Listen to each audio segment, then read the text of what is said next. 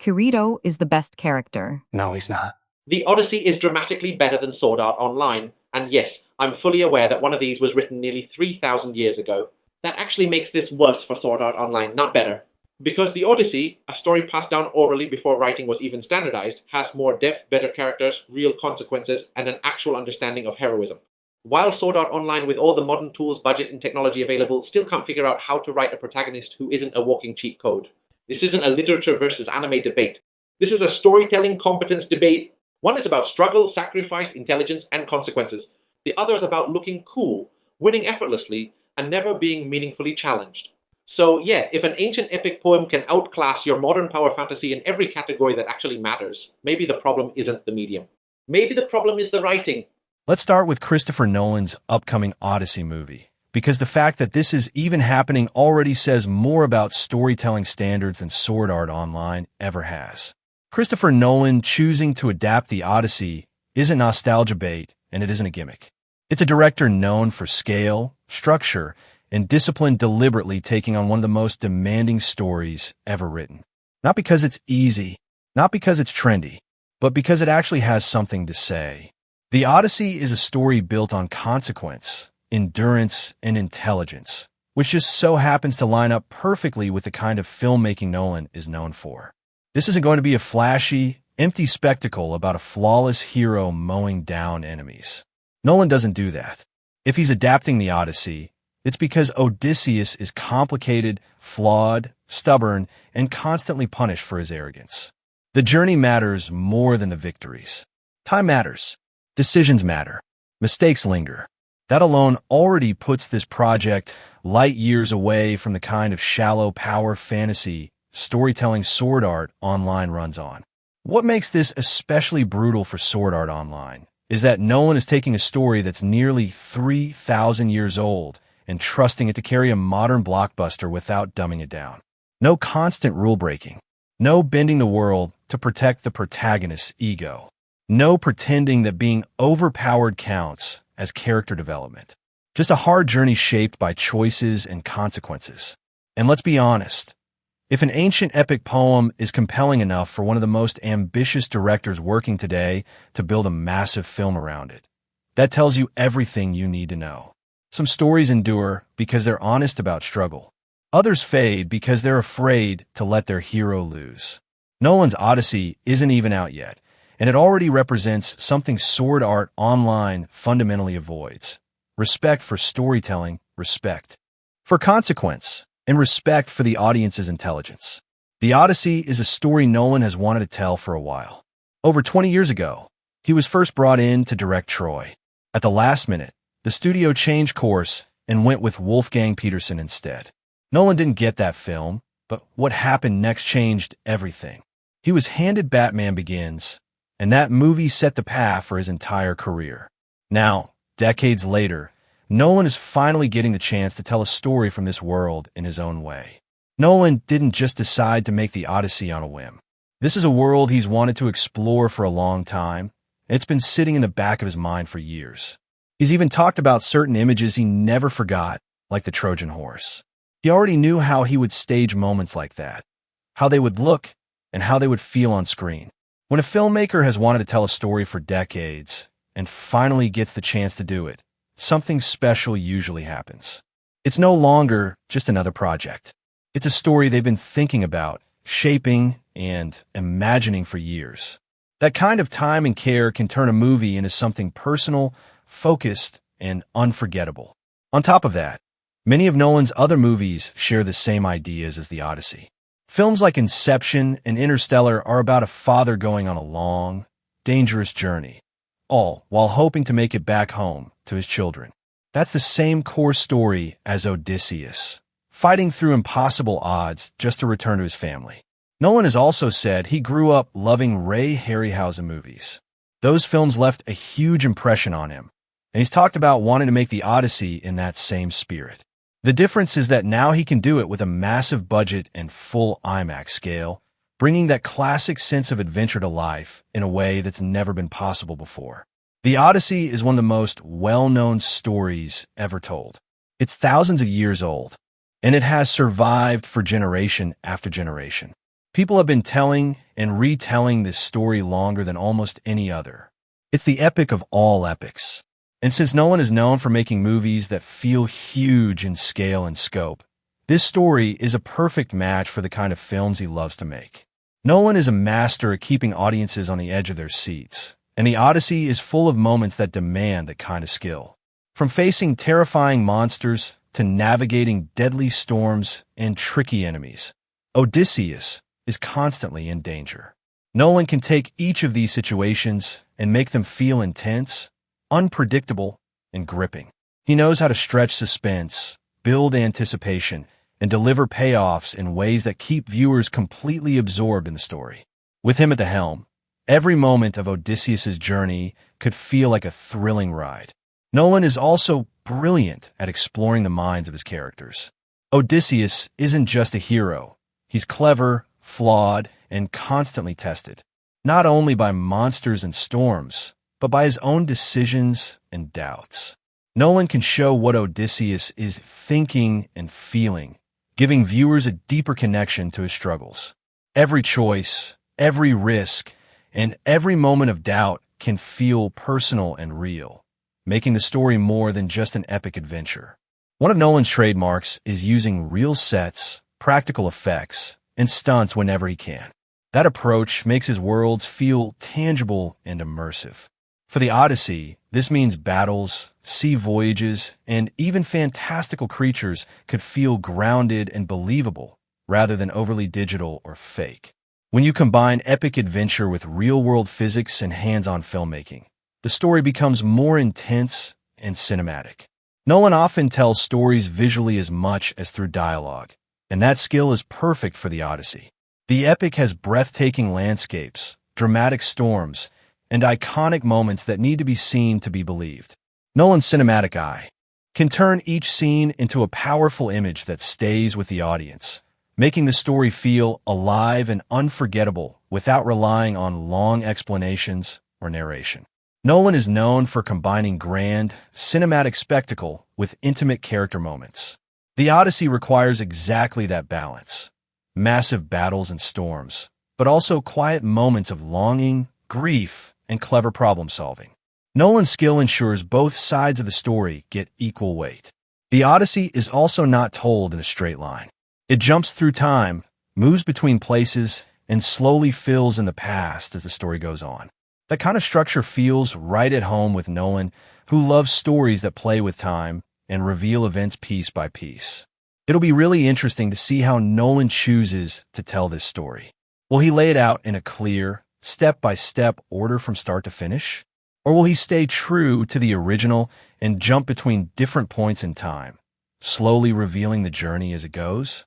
Knowing Nolan, the way the story is told could be just as important as the story itself. Nolan has a rare talent for taking sprawling, complex stories and making them feel coherent. The Odyssey jumps between multiple locations, countless characters, and overlapping storylines. With Nolan in charge, all of these threads can come together in a way that makes sense while still feeling grand and epic. He can handle big stories without losing the audience, giving each character and event the attention it deserves. Odysseus's journey introduces a wide cast of allies, enemies, and mythical beings. Nolan excels at weaving together multiple characters and storylines while still giving the main character room to shine. This allows him to create a rich, interconnected world where every character feels meaningful. Nolan often explores characters who are completely driven by a goal or obsession, whether it's Cobb in Inception or Cooper in Interstellar. Odysseus is the ultimate example of that kind of character, relentlessly pushing through impossible odds to reach home. This aligns perfectly with Nolan's fascination with how far people will go for what they care about. Nolan's films frequently examine the moral choices his characters make and how those choices ripple through the story. The Odyssey is full of moral dilemmas. How Odysseus treats friends and enemies, the consequences of his cleverness, and the balance between loyalty and survival.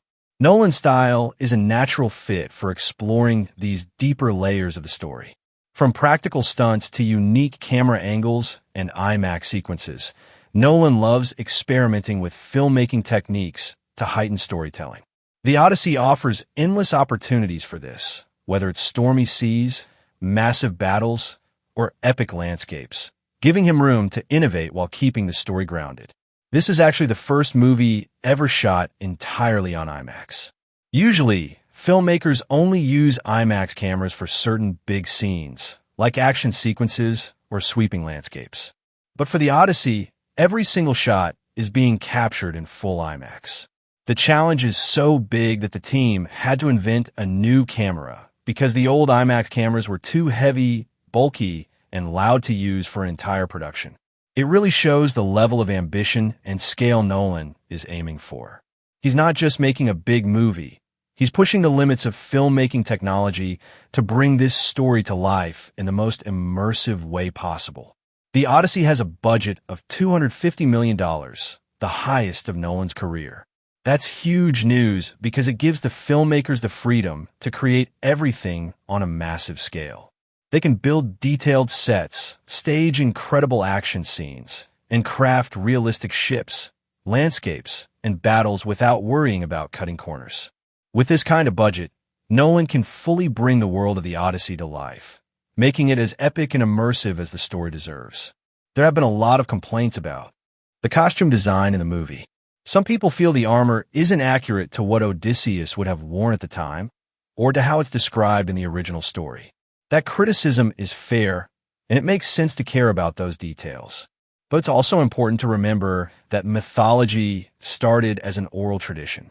These stories were passed down by word of mouth, and every storyteller added their own touch. This version of the Odyssey is no different. It's simply Nolan's take on a story that has been retold for thousands of years. Mythology isn't like history, where there's only one set of facts or a single record of events. In myths, the details often change depending on who is telling the story and when. Every storyteller could add their own ideas, change characters, or focus on different parts of the journey. Over time, these stories evolved, grew, and sometimes even contradicted themselves. That's part of what makes mythology so rich, and why Nolan has room to make the Odyssey his own. The movie is a mythological fantasy, not a history documentary. None of the events actually happened, so it doesn't have to be perfectly accurate. The armor and costume choices are part of Nolan's style, his way of bringing the story to life in a way that fits his specific vision. It's less about strict historical accuracy and more about creating a world that feels real and epic on screen. Nolan knows what the armor would have looked like. After all, it's easy enough to find with a quick Google search. But he probably felt that the traditional armor wouldn't fit the dark and gritty world he wanted to create. That's why he chose to change it, putting his own spin on the look to match the tone and style of his particular version of the Odyssey.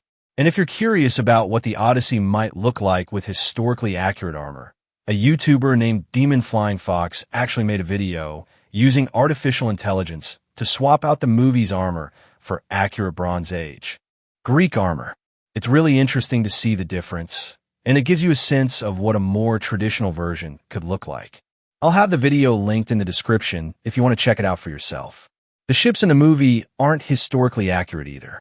Instead of Greek triremes, Nolan used Viking longships. That's another example of a stylistic choice he made to fit his vision. Every element, from the armor to the ships, is designed to support the dark, dramatic, and cinematic world he wants to create, rather than being a strict one-to-one recreation of history. July 2026 can't come soon enough.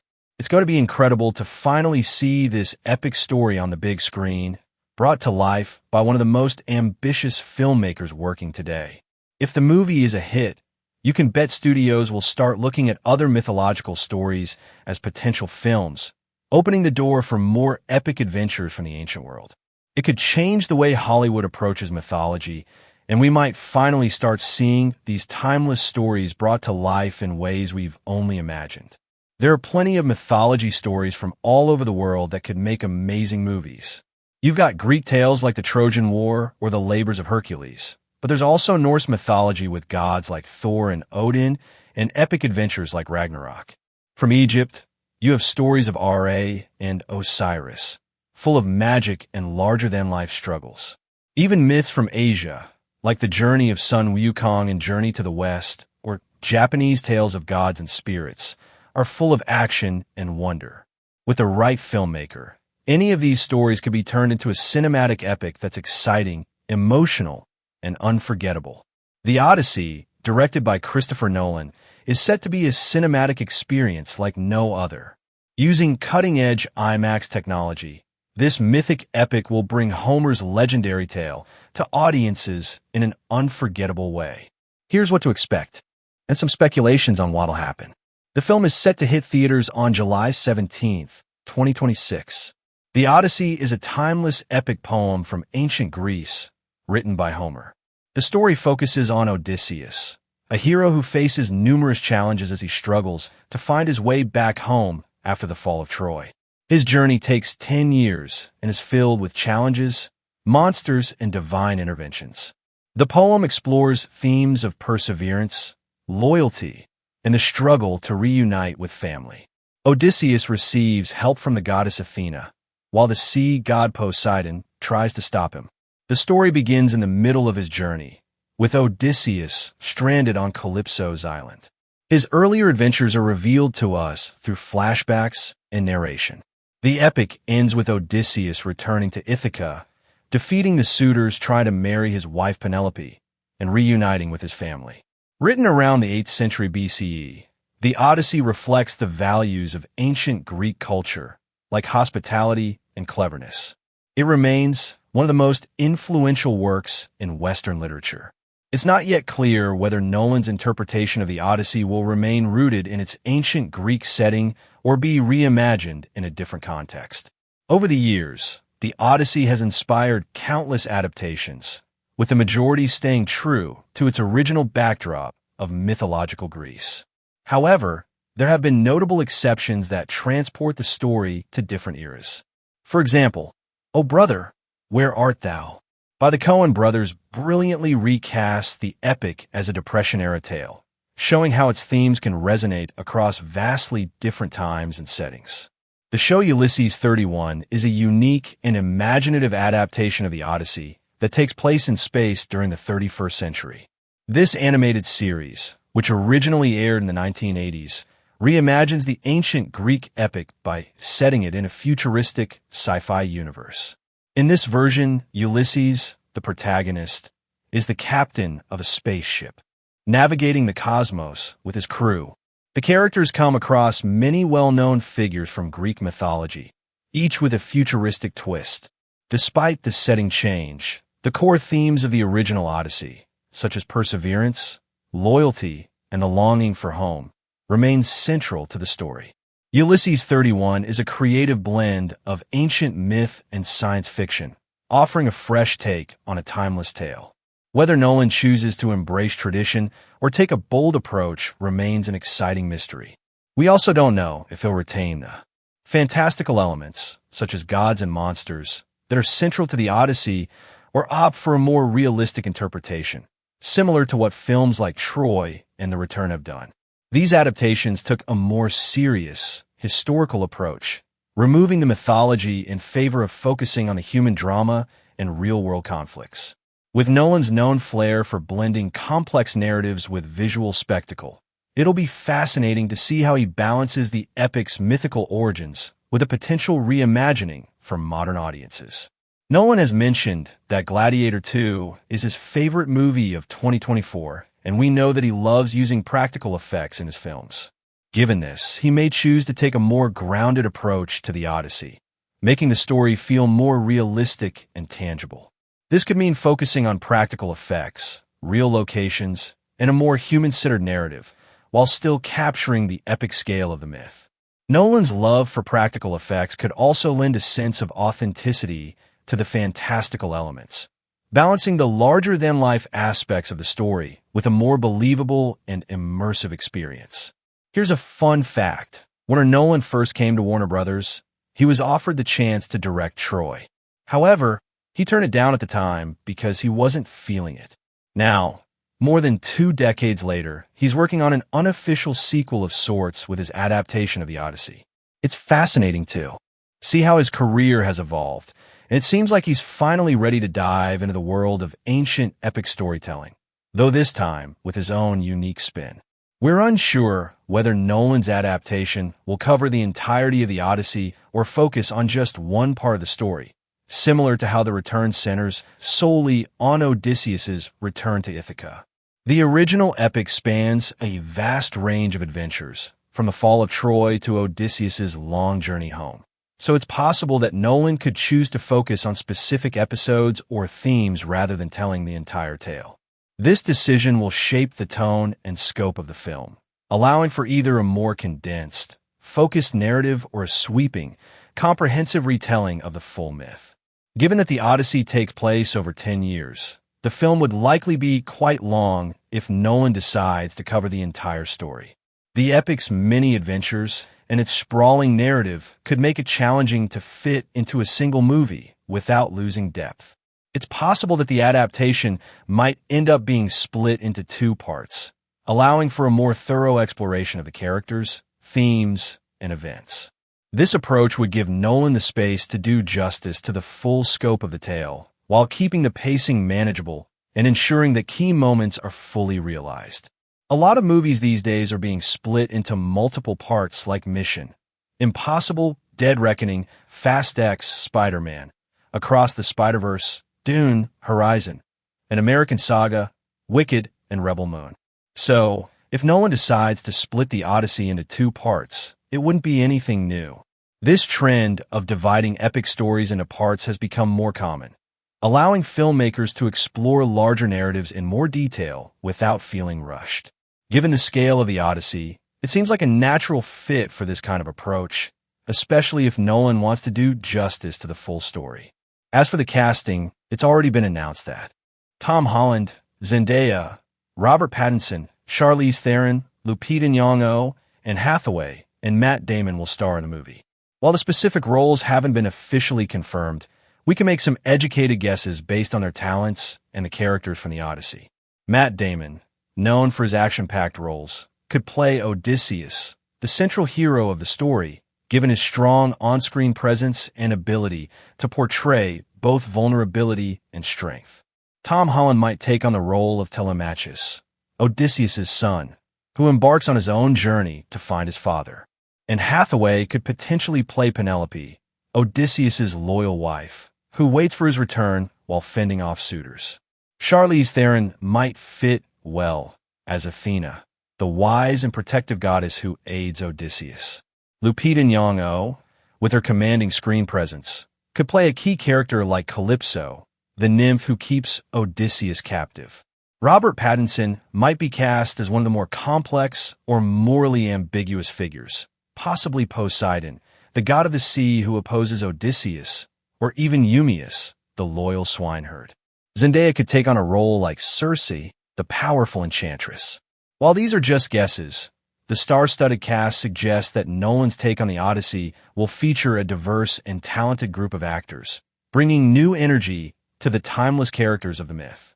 Universal will be producing the movie, a studio that Christopher Nolan worked with on his previous film, Oppenheimer. This collaboration marks another significant partnership between Nolan and Universal, following their success together with Oppenheimer, which was widely praised for its storytelling and direction. Working with Universal again for the Odyssey suggests that Nolan may bring the same level of intensity and grandeur to this new project, furthering his reputation for creating visually stunning and thought-provoking films. Nolan's films are largely centered around metaphysical themes, exploring complex concepts like memory, time, and personal identity. These themes align remarkably well with the Odyssey. In the epic, Odysseus' journey is not only a physical one, but also a deep psychological and emotional exploration of his identity, loyalty, and memory. The long span of time he spends trying to return home parallels Nolan's frequent exploration of time as a fluid, subjective experience, as seen in films like Inception and Interstellar. Additionally, Odysseus' struggle to reconnect with his past, his family, and his home mirrors themes of personal identity and memory, which are often central to Nolan's work. With these shared thematic elements, Nolan's approach to the Odyssey could delve into the internal, existential journey of its characters, making the myth feel both timeless and deeply relevant to modern audiences. The Odyssey will be a significant departure from Christopher Nolan's previous films, as it'll dive into full-on high fantasy, provided it stays true to the source material by including the gods and mythical creatures that define the original epic. This marks a shift away from Nolan's usual focus on sci-fi, superhero, or drama genres, offering a fresh and imaginative direction for the filmmaker. Nolan is known for his grounded, cerebral approach to filmmaking, often exploring complex themes within more realistic or speculative settings, such as an Inception, Interstellar, or the Dark Knight trilogy. However, the Odyssey is rooted in mythology, featuring gods, monsters, and fantastical creatures. This shift into high fantasy will likely push Nolan's creativity in new directions, allowing him to embrace a more imaginative and mythic storytelling style. It's an exciting prospect, as his ability to blend deep philosophical themes with stunning visuals could bring a fresh, thought-provoking twist to the epic's fantastical elements. Production for the Odyssey is set to begin next year, with filming taking place around the world. This promises an epic scale, with various locations likely adding to the film's stunning visual landscape. The release date set for July 17th, 2026 definitely can't come soon enough. Fans are eagerly awaiting Nolan's unique take on this legendary tale, and the anticipation only grows as we look forward to seeing how he brings the story of Odysseus, gods, and mythical creatures to life. So what do you think? How excited are you for the movie? Do you believe Nolan will do justice to this legendary story? Feel free to share your thoughts and opinions in the comments below. If you enjoyed the video, don't forget to like and subscribe for more content about mythology. Now let's talk about why Christopher Nolan's Odyssey is already shaping up to be far better than Sword Art Online. And yes, even before it's released, the difference in intent alone is painfully obvious. Christopher Nolan adapting the Odyssey means the foundation is already solid. This is a story that has lasted for thousands of years because it is built on consequence, endurance, and intelligence. Nolan is not trying to manufacture depth. He is working with a narrative that has already proven it can handle complexity and moral weight. Sword Art Online does not even attempt that level of discipline.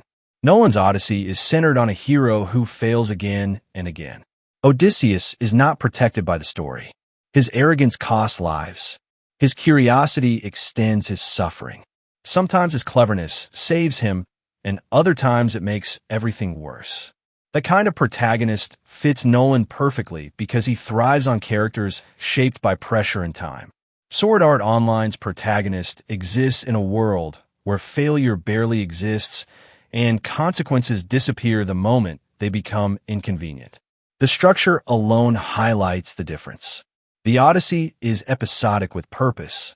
Every trial tests a specific flaw like pride, temptation, impatience, or loyalty. Each challenge builds on the last and leaves a mark. Sword Art Online's arcs feel disposable by comparison. New villains appear, new mechanics are introduced, and then everything resets once the arc is over. Nothing truly accumulates. There's also restraint.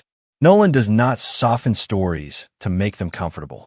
He does not over-explain, and he does not shield the audience from discomfort.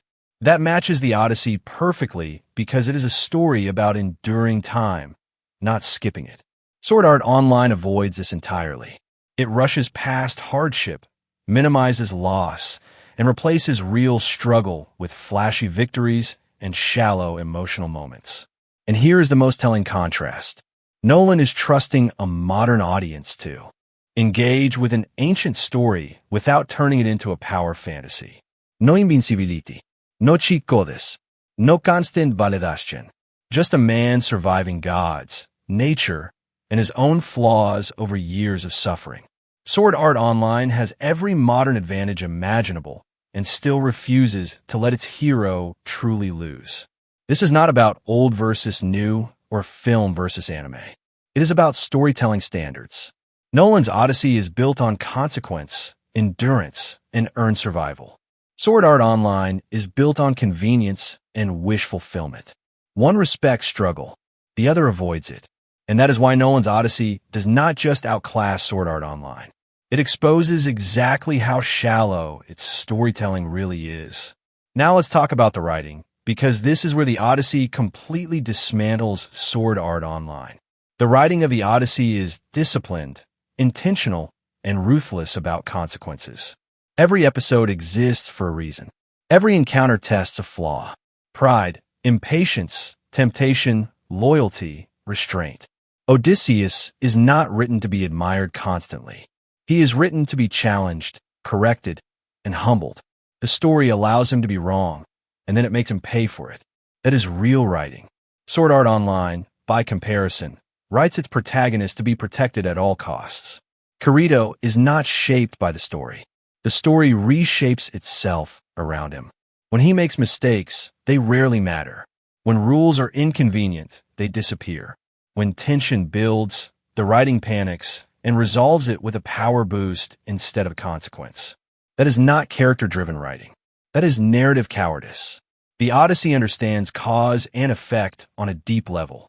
Odysseus bragging to Polyphemus does not just create a cool moment. It destroys his timeline. One bad decision adds years of suffering. His crew dies because of choices he allows or fails to stop.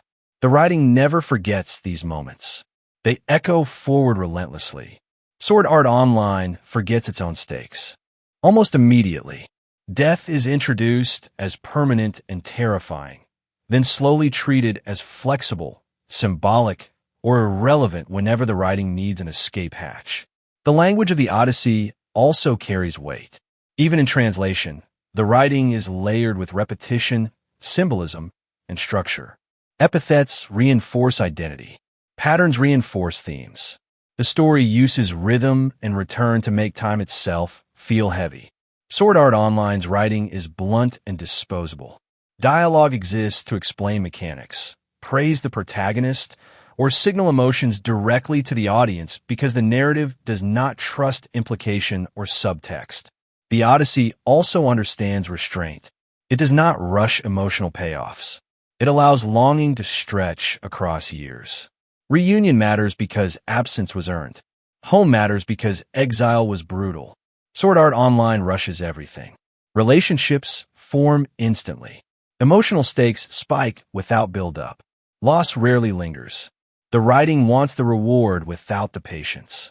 Most importantly, the Odyssey treats intelligence as heroic. Odysseus survives because he thinks, plans, lies, adapts, and sometimes restrains himself. Strength alone never solves the problem. Sword Art Online treats dominance as heroic.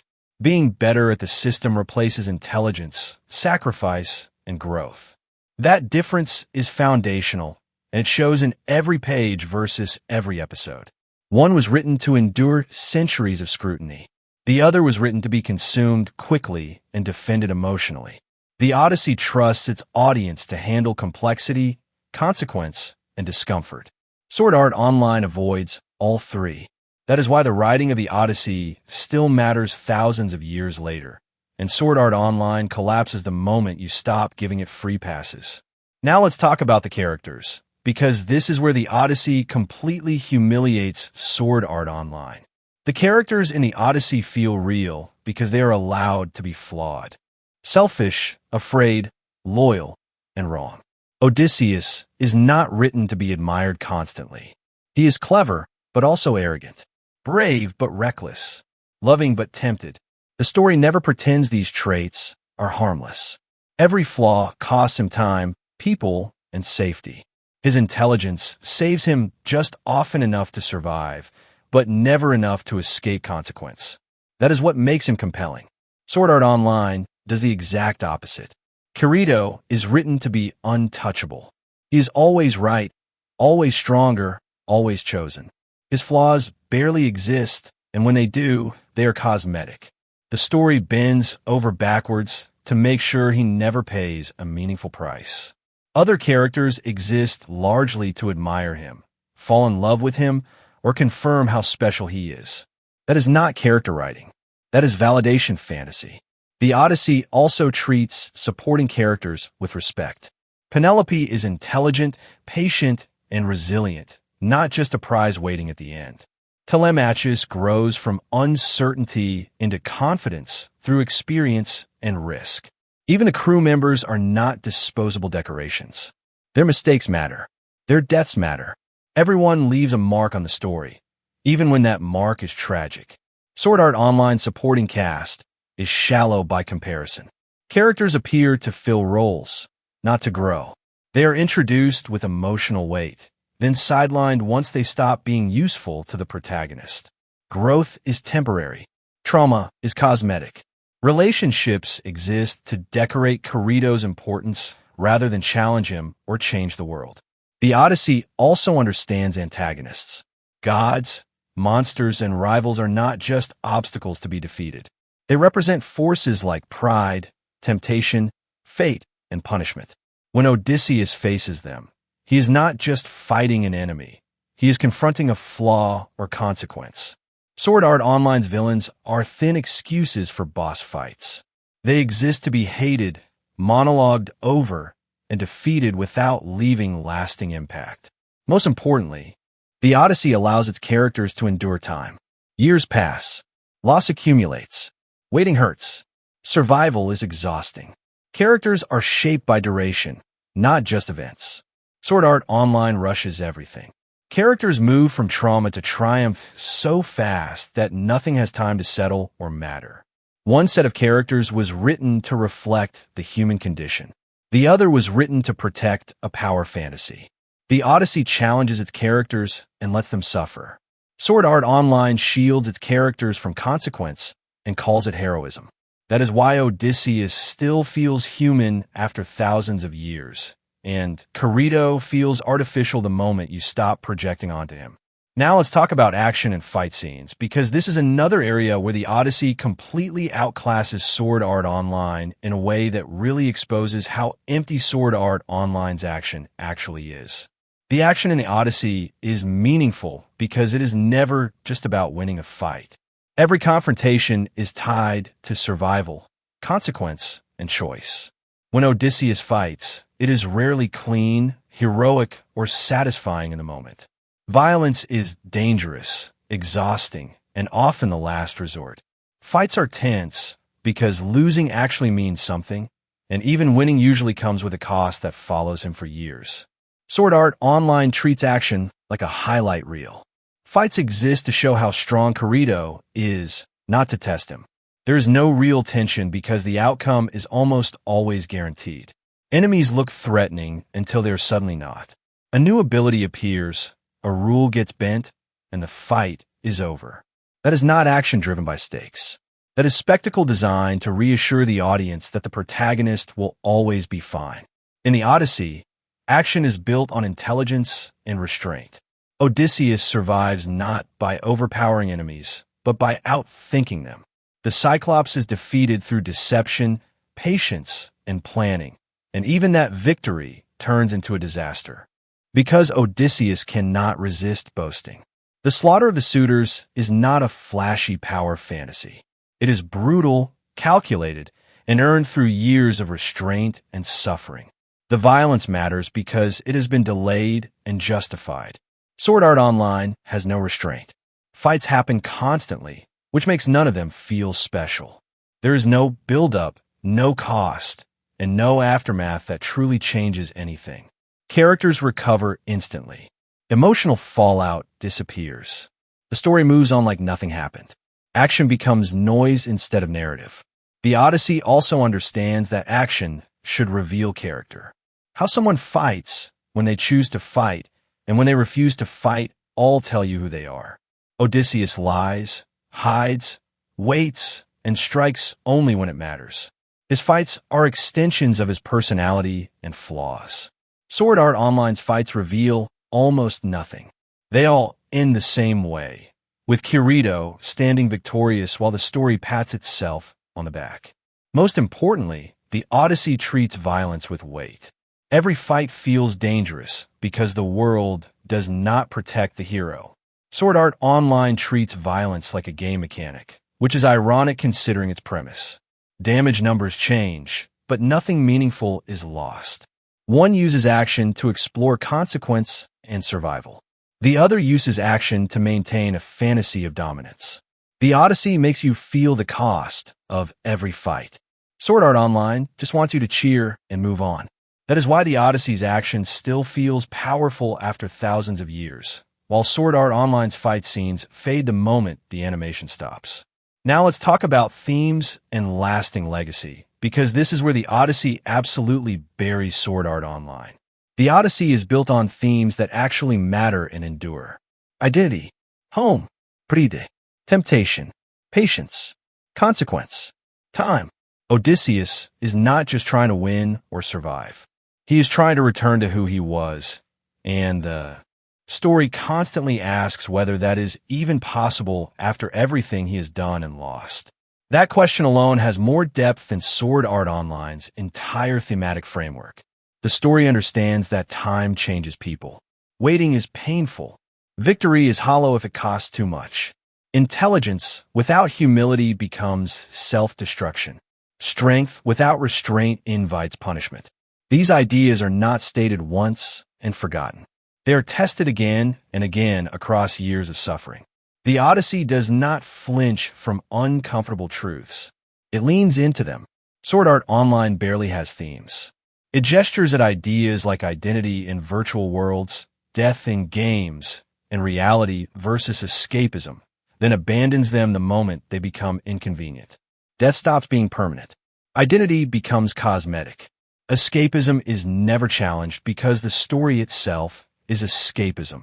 Themes are introduced, mined for drama, and discarded without resolution. The Odyssey also understands moral complexity. Odysseus is heroic and deeply flawed. The gods are powerful and petty. Justice is messy. Revenge is earned but brutal. Loyalty is rewarded slowly, not instantly. The story does not pretend the world is fair, and it does not protect its characters from that unfairness. Sword Art Online avoids complexity at all costs. Good and evil are shallow. Villains exist to be defeated, not to challenge ideas. The world exists to validate the protagonist, not to question him. And then there is legacy. The Odyssey has shaped storytelling for nearly 3,000 years. It influenced epics, novels, films, and modern hero narratives across cultures. Journey stories exist because the Odyssey proved that struggle over time creates meaning. Characters like Odysseus are still referenced, reinterpreted, and studied because they feel human across centuries. Sword Art Online's legacy is shallow and immediate. It influenced power, fantasy anime trends, harem structures, and overpowered protagonists. It is remembered for popularity, not substance. For aesthetics, not ideas. It is consumed, argued over, and replaced by the next iteration of the same formula. One story is still being adapted by serious artists because it has something timeless to say. The other is defended mostly by nostalgia and emotional attachment. The Odyssey invites analysis, reinterpretation, and debate. Sword Art Online collapses the moment you interrogate it beyond surface-level enjoyment. That is the difference between a lasting legacy and disposable popularity. The Odyssey endures because it confronts the human condition honestly. Sword Art Online exists to comfort the audience and avoid discomfort entirely. One survives centuries of scrutiny. The other barely survives its own premise. Now let's talk about ambition, because this is where the gap between the Odyssey and Sword Art Online becomes almost unfair. The Odyssey is ambitious in the most dangerous way possible. It tries to explain what it means to be human over the span of a lifetime. It tackles time, loss, pride, loyalty, temptation, and identity without simplifying any of them. It does not rush answers. It does not protect its hero. It dares to suggest that survival is not the same as victory, and that getting what you want can still leave you broken. That level of ambition is why it has lasted for thousands of years. The story is not afraid of patience. Years pass. Suffering accumulates. Waiting becomes its own form of torment. The Odyssey understands that meaning comes from duration, not shortcuts. It trusts its audience to sit with discomfort, uncertainty, and moral ambiguity. That is real ambition. It risks alienation in exchange for truth. Sword Art Online has the opposite kind of ambition. It wants to feel big without doing the work. It wants high stakes without consequences. It wants depth without commitment. It introduces bold ideas like death in a virtual world and identity inside digital spaces, then immediately walks them back to protect the fantasy. Every time the story approaches something challenging, it flinches. The Odyssey does not flinch. It lets its hero fail publicly and repeatedly. It lets arrogance ruin everything. It allows long stretches where nothing is resolved and nothing is fair. It understands that ambition means accepting that not everyone will be comfortable or satisfied. Sword Art Online is terrified of that. It constantly reassures the audience that the protagonist is special, safe, and superior. That is not ambition. That is insecurity.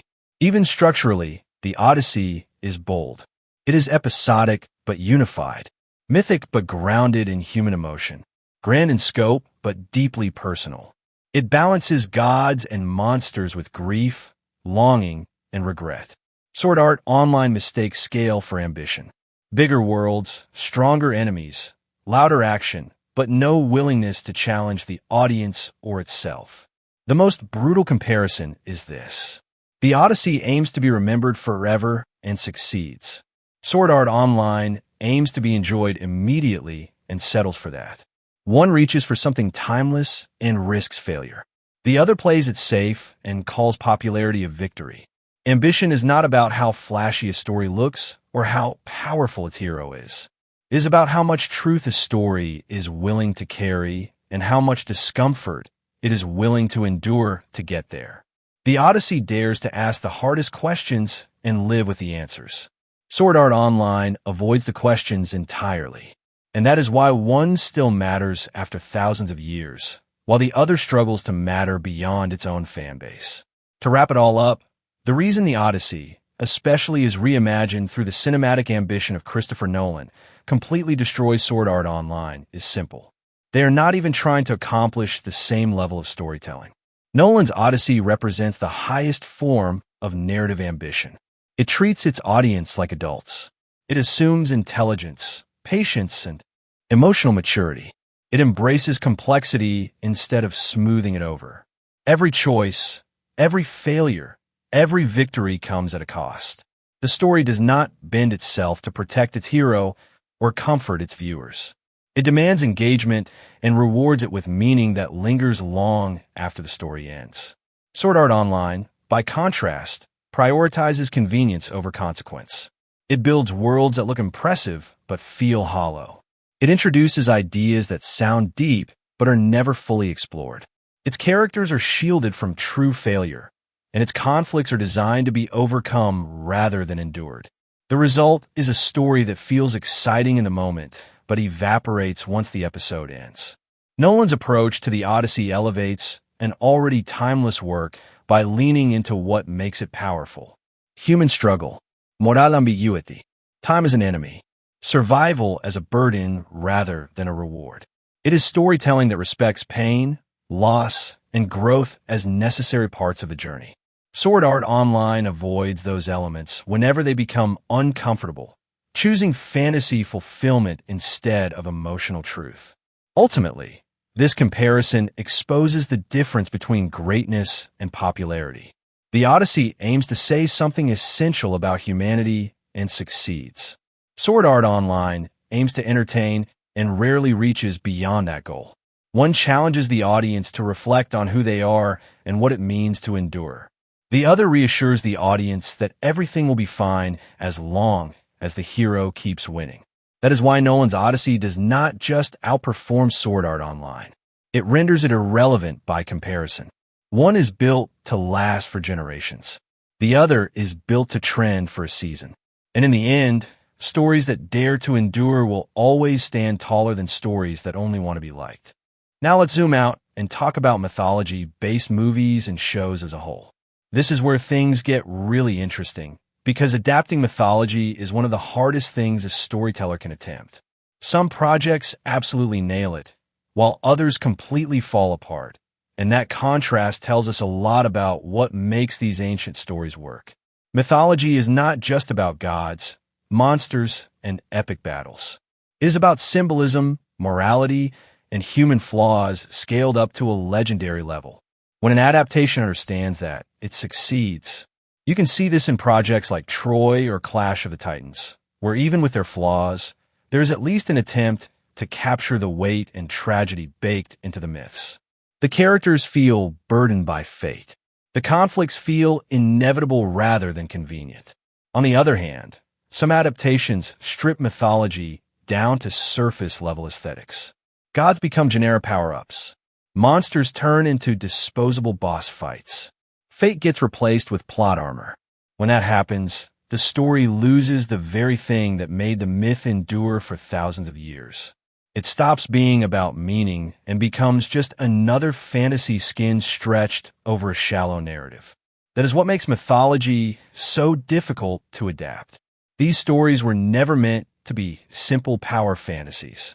They are cautionary tales. They are stories about pride, loss, temptation, and consequence.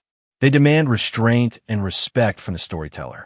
When creators rush them, oversimplify them, or treat them like just another genre, the result feels empty. Still, this is exactly why mythology is worth talking about. When it works, it produces stories that feel timeless and heavy in the best way possible.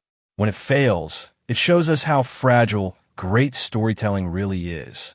Every successful adaptation proves that ancient myths still have power today, and every failed one reminds us that spectacle alone is never enough.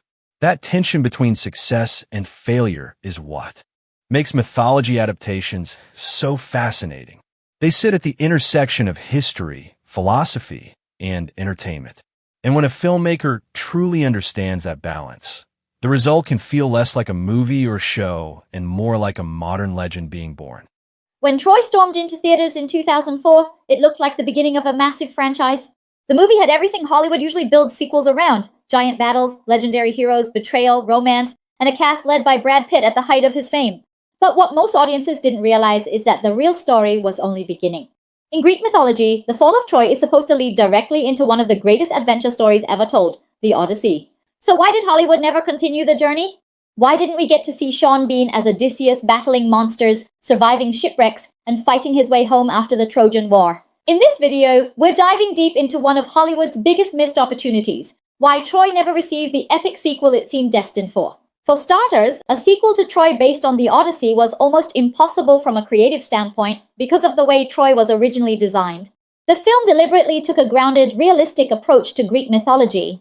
Instead of portraying gods controlling fate and intervening in battles, the movie stripped away all of the supernatural and fantastical elements to make the story feel like a gritty historical war epic.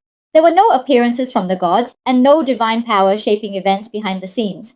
Just human ambition, politics, revenge, and war.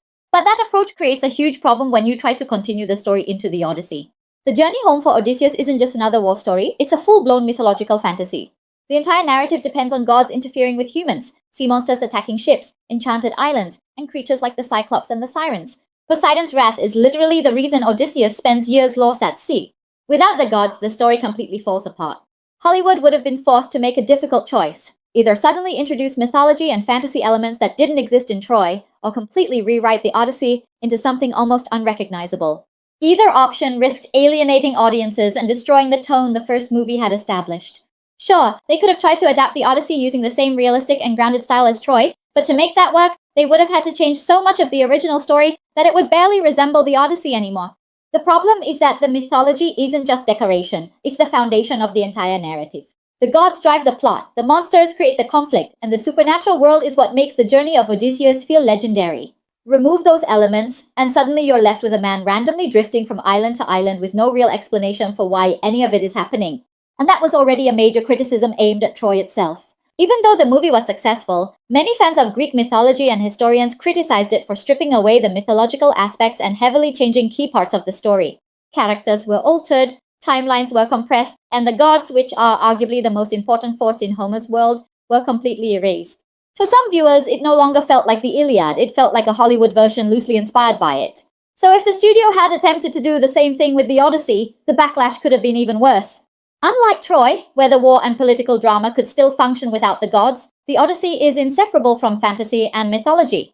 Trying to turn it into a purely realistic survival story would have meant rewriting one of the most famous epics ever written into something audiences might not even recognize. What made things worse was the timing. In the years after Troy was released, Hollywood's big historical epics started struggling commercially. Movies in the sword and sandals genre became increasingly difficult to market, and studios began moving away from grounded historical blockbusters in favor of fantasy franchises and superhero films that were dominating the box office. So even though Troy could have led into the Odyssey, the momentum just wasn't there. Instead of seeing the movie as the beginning of a long-running franchise, the studio ultimately saw it as a risky investment that hadn't delivered the overwhelming success they were hoping for. The movie definitely wasn't a box office disaster. In fact, it made a significant amount of money worldwide, but for a film of that scale, expectations were much higher. This was supposed to be the next massive franchise. Instead, the reaction ended up being far more mixed than the studio expected. Some viewers loved the spectacle and action, but others felt the movie lacked the emotional depth and mythological grandeur that made the original story so legendary. And because the budget was enormous, the film needed to be more than just successful. It needed to become a cultural phenomenon strong enough to justify another expensive installment. From the studio's perspective, a sequel based on the Odyssey would have required another massive investment, likely even larger than the first film, while carrying even greater creative risks. Another factor that may have discouraged a sequel is the fact that the Odyssey had already been adapted multiple times before, meaning the studio wasn't working with completely fresh material. Unlike the Trojan War itself, which hadn't been portrayed on a massive modern blockbuster scale before Troy, the Odyssey already had several well-known versions that audiences compared everything against. That creates extra pressure for a studio because they aren't just trying to make a good sequel, they're trying to convince audiences their version is worth revisiting a story that's already been told many times. One of the biggest examples was the 1997 adaptation. Even though it was a television miniseries, many fans still remember it for fully embracing the mythological side of the story and all the fantastical elements that make the Odyssey feel larger than life. For a lot of viewers, that version already delivered the classic adventure they wanted. So, if the studio had tried to continue Troy's grounded and realistic style into the Odyssey, audiences would almost immediately compare it to adaptations that leaned much more heavily into fantasy and mythology.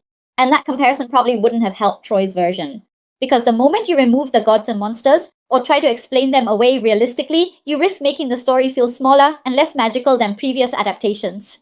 The studio may have realized they were trapped in an awkward position. If they stayed realistic, fans of mythology might reject it for stripping away everything iconic about the Odyssey. But if they suddenly embraced fantasy and supernatural elements, it would clash with the grounded tone established in Troy. Either way, they were facing comparisons to existing adaptations that had already done the story in a more faithful and mythological way. Money was another massive issue. Troy was already an extremely expensive production for its time. The movie required enormous battle sequences, massive practical sets, thousands of extras, detailed costumes, large-scale location shoots, and complex action scenes. And even with all of that, Troy was still mostly a grounded war film centered around one primary location, the city of Troy itself. A sequel based on the Odyssey would have been an entirely different level of production complexity. Unlike Troy, the Odyssey is constantly moving from place to place. Odysseus travels across countless islands, unknown kingdoms, dangerous coastlines, and open seas over the course of his journey home. That means the movie wouldn't just need one massive set or battlefield. It would require multiple large-scale environments, each with its own design, atmosphere, and visual identity. On top of that, a huge portion of the story takes place on water, which immediately makes filming far more difficult and expensive. Water shoots are notoriously complicated in Hollywood because they involve unpredictable weather conditions, specialized equipment, safety concerns, transportation logistics, and longer production schedules. Even simple scenes become harder to film when you're dealing with ships, oceans, storms, and large crews in remote locations. And that's before even considering the visual effects. If the studio chose to stay faithful to the mythology, they would have needed expensive CGI for the creatures and other supernatural encounters throughout the story. So from a financial perspective, the sequel likely looked far riskier than the original film. The studio would have had to spend significantly more money on a movie that already carried creative problems and uncertainty about audience interest. After Troy delivered only moderate success, executives probably looked at the potential cost of an Odyssey sequel and decided the risk simply wasn't worth it. One major issue was the lack of a clear central star to carry the sequel. Troy heavily marketed itself around Brad Pitt as Achilles, who became the face of the movie. But Achilles dies before the events of the Odyssey even begin. That means the sequel would suddenly shift focus to Odysseus, played by Sean Bean. While Sean Bean was respected, he wasn't the kind of global box office draw Brad Pitt was at the time. From a studio perspective, losing the franchise's biggest marketing weapon immediately makes a sequel harder to sell. Moreover, Troy itself wasn't really structured like the beginning of a franchise. Modern franchises usually leave obvious setup for sequels, spin-offs, or expanded universes. But Troy was written more like a standalone epic with a definitive ending. The film closes with the destruction of Troy and the deaths of many major characters, giving audiences a sense of finality rather than anticipation for another chapter. There's no tease for the journey home, no post-ending setup, and no indication the filmmakers were actively planning a continuation while making the first movie. Back in 2004, studios weren't yet obsessed with cinematic universes the way they are today. Not every successful movie was automatically designed to launch sequels, and Troy may simply have been intended as a one-time retelling of the Trojan War, rather than the first chapter of Homer's larger mythology. There's also the tonal problem. The Odyssey is much more episodic and strange. It's about survival, temptation, deception, and bizarre encounters during a long voyage home. Structurally, it plays more like a fantasy adventure than a war epic. The studio might have worried that audiences expecting another Troy-style battlefield movie would be confused or disappointed by a sequel that spends most of its runtime on isolated islands and mythological encounters, instead of giant armies clashing. Another possible reason is that historical epics were entering a rough period commercially. After the early 2000s wave of films like Gladiator, Hollywood tried recreating that success multiple times, but many expensive epics like Alexander and Kingdom of Heaven underperformed or failed to leave a lasting cultural impact. Studios became increasingly cautious about investing hundreds of millions into ancient world stories unless they had guaranteed franchise potential. Around the same time, fantasy franchises like The Lord of the Rings, The Fellowship of the Ring, and superhero movies were reshaping audience expectations and dominating pop culture, making grounded ancient epics feel less commercially exciting. Adapting the Odyssey into a single movie is extremely difficult. The story covers years of travel, dozens of encounters, and many different themes and characters. Compressing all of that into one film risks making the story feel rushed and disconnected. But splitting it into multiple movies would dramatically increase costs and commitment. The studio may have realized there was no easy middle ground, either simplify the story heavily and anger fans, or commit to an enormous multi-film fantasy epic with major financial risk. Furthermore, one of the biggest reasons a sequel probably never materialized is that many of the people involved with Troy didn't seem eager to come back. Behind the scenes, the production was reportedly difficult, exhausting, and creatively frustrating for several cast members. And over the years, some of the film's biggest stars openly expressed disappointment with the final result. Brad Pitt later admitted that he wasn't fully satisfied with the movie and felt it became too commercial and conventional compared to what he originally hoped it would be. He even described the experience as a turning point in his career, saying it pushed him to start choosing projects more carefully afterward. Orlando Bloom, who played Paris, later admitted that he struggled with how the character was portrayed. Bloom has talked about feeling conflicted over playing a prince who's remembered as cowardly and selfish for much of the movie, especially since audiences at the time strongly disliked Paris. He acknowledged that the role was frustrating and that viewers often hated his character more than they understood him. Peter O'Toole was also noticeably disappointed with the final film. Despite delivering one of the movie's most emotionally powerful performances, O'Toole criticized several aspects of how the film was made, including parts of the production process and the direction itself. Diane Kruger, who played Helen of Troy, had a difficult experience during production, particularly when it came to working with O'Toole. According to comments and stories that emerged after the film's release, there was tension between the two actors on set. And that matters because if your major stars and creative talent walk away feeling frustrated or disappointed, it becomes much harder to build momentum for a follow-up. Unlike modern franchise filmmaking, where studios aggressively plan sequels years in advance, Troy feels more like a massive standalone experiment, one that many of the people involved were ready to leave behind once it was finished. It's actually unclear how Sean Bean personally felt about his experience working on Troy. He never publicly criticized the movie in a major way. But at the same time, there's never really been any indication that he was especially passionate about returning to the role of Odysseus either. It would have been funny to see Sean Bean in an Odyssey movie because he's basically become famous for playing characters who die. Audiences almost expect it at this point. Whether it's Boromir, Ned Stark, or one of his many other roles, there's always this feeling that his character isn't making it to the end of the story. But in the Odyssey, that expectation would completely backfire. Odysseus is the one person who survives everything.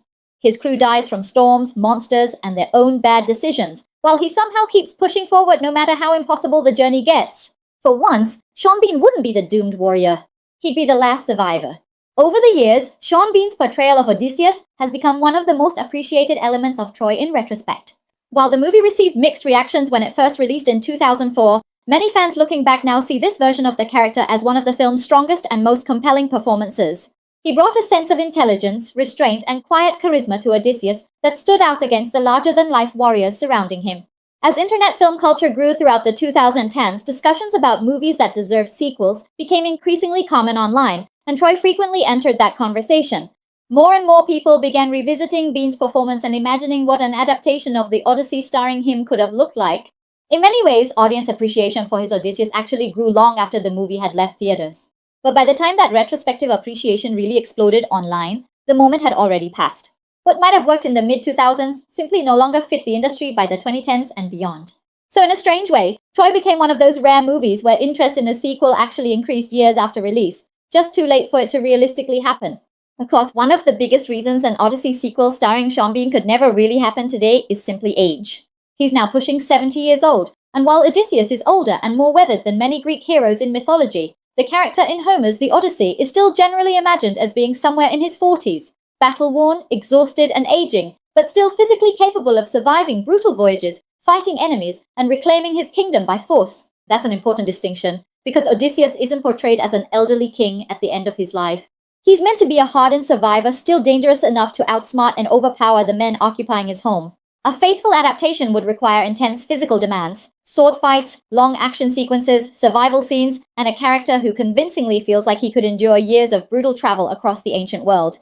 Back in 2004, Bean was actually at a pretty ideal age for the role. He brought maturity, intelligence, and a sense of weariness that fit Odysseus perfectly, while still being believable as an active warrior and strategist. That's part of why so many fans look back at Troy and feel like the opportunity was missed. The window where a direct sequel could have realistically worked, both commercially and physically, was probably sometime in the mid to late 2000s. But Hollywood never acted on it, and as the years passed, the possibility slowly faded away. Today, even if Warner Bros. Suddenly wanted to revisit that version of the character, it would almost certainly require either recasting Odysseus entirely or radically reimagining the story around an older version of the hero. Sean Bean would later continue appearing in projects connected to Greek mythology and ancient legend throughout his career. In 2010, he appeared in Percy Jackson and the Olympians, The Lightning Thief, where he played Zeus. That movie embraced the exact mythological elements that Troy had intentionally stripped away. Percy Jackson fully leaned into monsters, gods, magical weapons, and fantasy adventure, the kinds of elements an Odyssey sequel would have needed to include. Then, years later, Bean returned to myth-inspired fantasy once again in Knights of the Zodiac, where he played Alman Kido, the mentor figure who helps guide the story's heroes.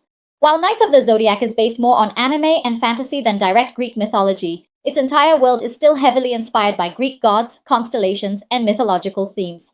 So although audiences never got to see Bean return as Odysseus, it's interesting that he continued gravitating toward mythology-related roles throughout his career.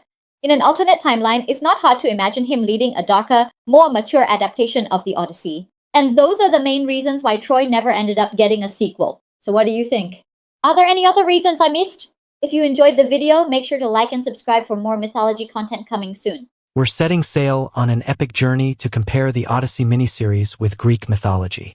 We'll explore the similarities and differences between this adaptation and the timeless tales of ancient Greece. Queen Penelope gives birth to a baby boy named Telemachus. In Greek mythology, Penelope and Odysseus had a son named Telemachus. Telemachus plays a significant role in Homer's epic poem, The Odyssey.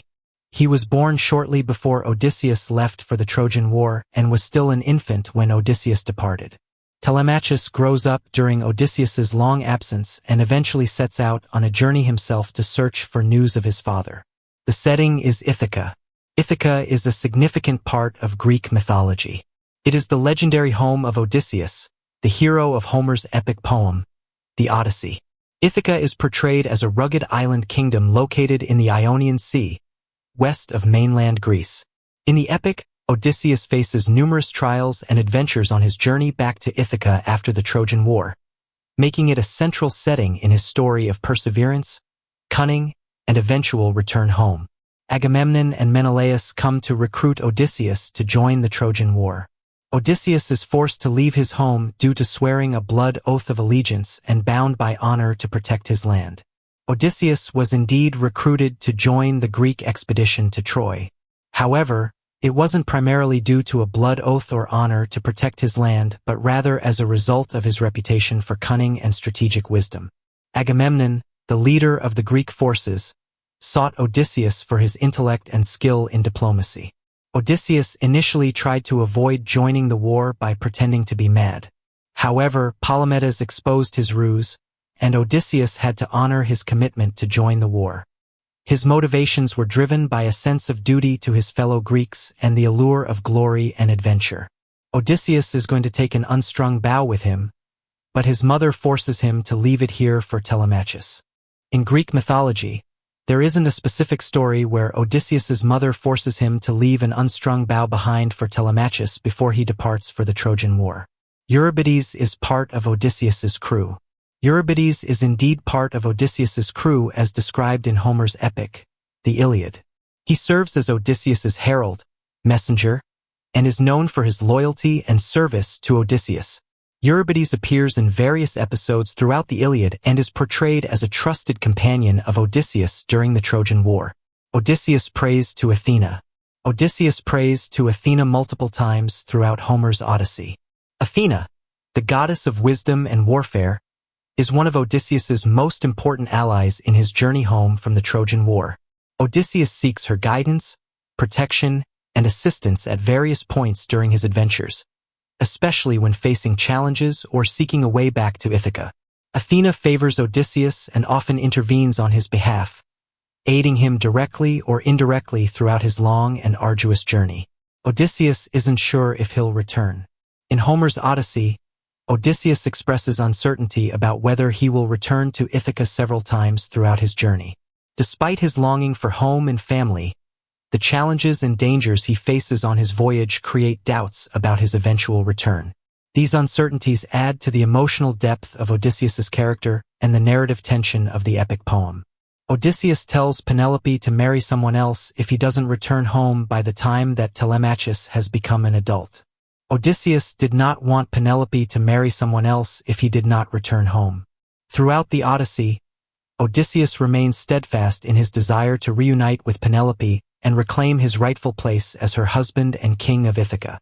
He never encourages or desires Penelope to remarry during his absence, despite the pressures and temptations she faces from suitors who seek her hand and his kingdom. Antiphus plays the flute. In Greek mythology, Antiphus is the son of Aegyptius and brother of Eurynomus. He sailed to Troy with Odysseus as a Greek commander. Flutes were indeed present in ancient Greece. The Greeks had several types of flutes, including the aulos and the syrinx. These instruments were used in various contexts, including religious ceremonies, theatrical performances, and private entertainment. They held cultural significance and were featured prominently in Greek music and culture. There's a character named Eurylochus among the crew. Eurylochus is a figure from Greek mythology. He is primarily known for his appearance in Homer's Odyssey as one of Odysseus's loyal companions. Eurylochus plays a significant role during Odysseus's journey home from Troy, particularly in the episode involving the encounter with Circe, the sorceress. He is portrayed as a pragmatic and sometimes cautious figure among Odysseus's crew. Athena appears and talks to Odysseus. None of the other crew members can see her. Athena frequently interacts with Odysseus in Homer's Odyssey. As his patron goddess, Athena guides, advises, and even disguises herself to assist Odysseus throughout his journey. She often appears to him in various forms to provide wisdom, encouragement, and strategic advice. Athena's interventions play a crucial role in Odysseus's success in overcoming obstacles and eventually returning home to Ithaca. In Greek mythology, Athena is indeed capable of making herself invisible or assuming different forms that only certain individuals can perceive. She often uses her divine powers to appear selectively to heroes like Odysseus or to guide and protect them without revealing herself to others.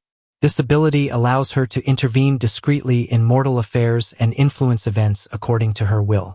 Athena wants Odysseus to go to Troy and defeat the Trojans.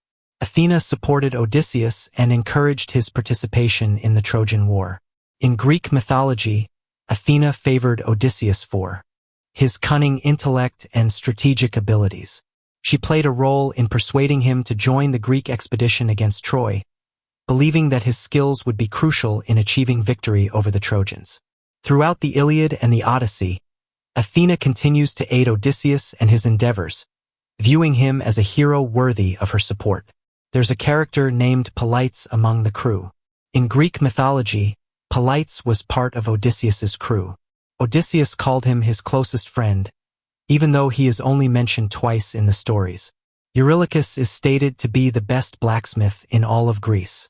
That statement is not accurate according to Greek mythology. Eurylochus is primarily known as one of Odysseus's companions and a member of his crew in Homer's Odyssey. There is no mythological source that describes Eurylochus as the best blacksmith in all of Greece or as having any particular skill in blacksmithing. His role in the epic primarily revolves around his loyalty to Odysseus and his interactions with other characters during their adventures. Odysseus fought with Achilles. Odysseus and Achilles fought on the same side during the Trojan War, which is chronicled in various works of Greek mythology, including Homer's Iliad. They were both key leaders of the Greek forces besieging Troy. Achilles kills Hector and drags his body around with his chariot. Achilles did kill Hector and then dragged his body around with his chariot. This event is one of the most famous and dramatic episodes in Homer's Iliad. Achilles, seeking revenge for the death of his close friend Patroclus at the hands of Hector, engages Hector in single combat outside the walls of Troy. After defeating and killing Hector, Achilles ties Hector's body to his chariot and drags it around the walls of Troy in a display of anger and grief. This act deeply grieves Hector's family and the Trojans, highlighting the brutality and personal vendettas within the larger conflict of the Trojan War. Achilles died during the 7th year of the Trojan War. This isn't accurate. According to Greek mythology, he died towards the end of the Trojan War, which lasted for 10 years. The exact timing of his death is not specified in the ancient sources, but it is generally agreed that he was killed in the later stages of the war. Achilles was famously killed by an arrow shot by Paris, the Trojan prince, which was guided by Apollo to hit Achilles' only vulnerable spot, his heel. This event is not covered in detail in Homer's Iliad, which ends before Achilles' death, but it is recounted in later sources and myths about the Trojan War. Achilles is cremated. According to Greek mythology, Achilles was cremated after his death. In keeping with the Greek funeral customs of the time, his body was placed on a funeral pyre and burned. Later sources, such as the Aethiopis and other post-Homeric traditions, describe similar funeral rites for Achilles, where his remains are collected and placed in a golden urn alongside those of Patroclus. The Greeks give a giant wooden horse to the Trojans. A Greek man is left behind to convince the Trojans that the horse is a gift. This is accurate according to Greek mythology. The Greeks constructed a giant wooden horse, known as the Trojan horse, as a deceptive gift for the Trojans. A Greek man named Sinon was indeed left behind to persuade the Trojans that the horse was an offering to the gods, intended to ensure a safe journey home for the Greeks. Sinon's convincing tale led the Trojans to bring the horse inside the city walls, not realizing it was filled with Greek soldiers who later emerged at night to open the gates of Troy and allow the Greek forces to enter and sack the city. This story is famously recounted in Virgil's Aeneid and other ancient sources. The war is said to have lasted 10 years. According to Greek mythology and the accounts provided by ancient Greek poets like Homer in the Iliad, the Trojan War lasted for 10 years. This extended conflict between the Greeks and the Trojans is a central theme in Greek mythology and is depicted in various mythological sources, including epic poems, plays, and later historical writings. The duration of the war is significant as it reflects the prolonged struggle and sacrifices made by both sides before the eventual fall of Troy. Laocoon, the Trojan soothsayer, believes Sinon is lying. Soon after, a sea serpent sent by Poseidon kills Laocoon. Sinon claims this is a sign that Laocoon offended Poseidon with his false accusations. This is accurate to Greek mythology as described in various ancient texts, including Virgil's Aeneid and other accounts of the Trojan War. During the night, the Greeks emerge from the horse and destroy the city of Troy. That is accurate. According to Greek mythology, the Greek soldiers hidden inside the Trojan horse emerged at night and opened the gates of Troy, allowing the rest of the Greek forces to enter the city. This surprise attack led to the destruction of Troy. The Greeks then sacked the city, setting it on fire, killing many Trojans, and bringing an end to the long and grueling Trojan War. This story is a central part of the mythological accounts of the fall of Troy. Odysseus claims that he conquered Troy on his own. This angers Poseidon, the god of the wine-dark sea, since he sent the serpent to silence Laocoon. Poseidon threatens that Odysseus will suffer for his arrogance and he will drift on the sea for an eternity. This is not accurate according to Greek mythology. Odysseus never claimed to have conquered Troy on his own. The fall of Troy was a collective effort by the Greek forces, and Odysseus, while a key strategist, particularly in the idea of the Trojan horse, did not take sole credit for the victory. The anger of Poseidon towards Odysseus is due to different reasons. According to myth, Poseidon's wrath against Odysseus stems from multiple incidents. Additionally, the hubris and disrespect shown by Odysseus and his men towards the gods contribute to Poseidon's fury, leading to the numerous challenges Odysseus faces on his journey home. Poseidon's anger leads him to create numerous obstacles for Odysseus during his journey back home to Ithaca after the Trojan War. However, there is no specific mythological account where Poseidon directly threatens Odysseus with drifting on the sea for eternity due to arrogance.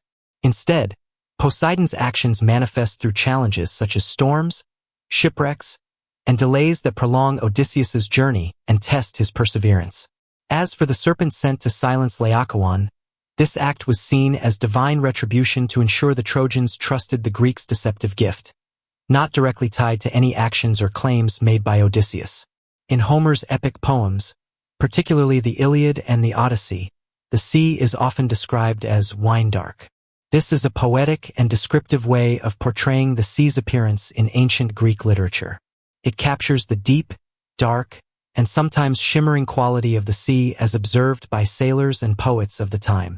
This description adds to the rich imagery and evocative language used throughout Homer's works. Eumaeus trains Telemachus. Eumaeus is a figure from Greek mythology, specifically from Homer's Odyssey. He is the loyal swineherd, pig keeper, of Odysseus on the island of Ithaca. Eumaeus plays a significant role in the epic, showing hospitality to Odysseus, who is disguised as a beggar, when he returns home after his long journey.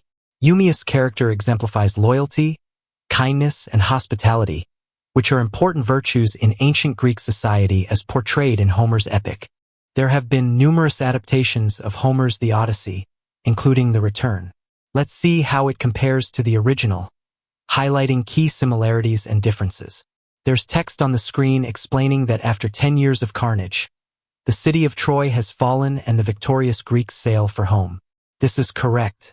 The Trojan War lasted 10 years, and the Greeks won by tricking the Trojans with a giant wooden horse, hiding soldiers inside, and sneaking into the city to sack it.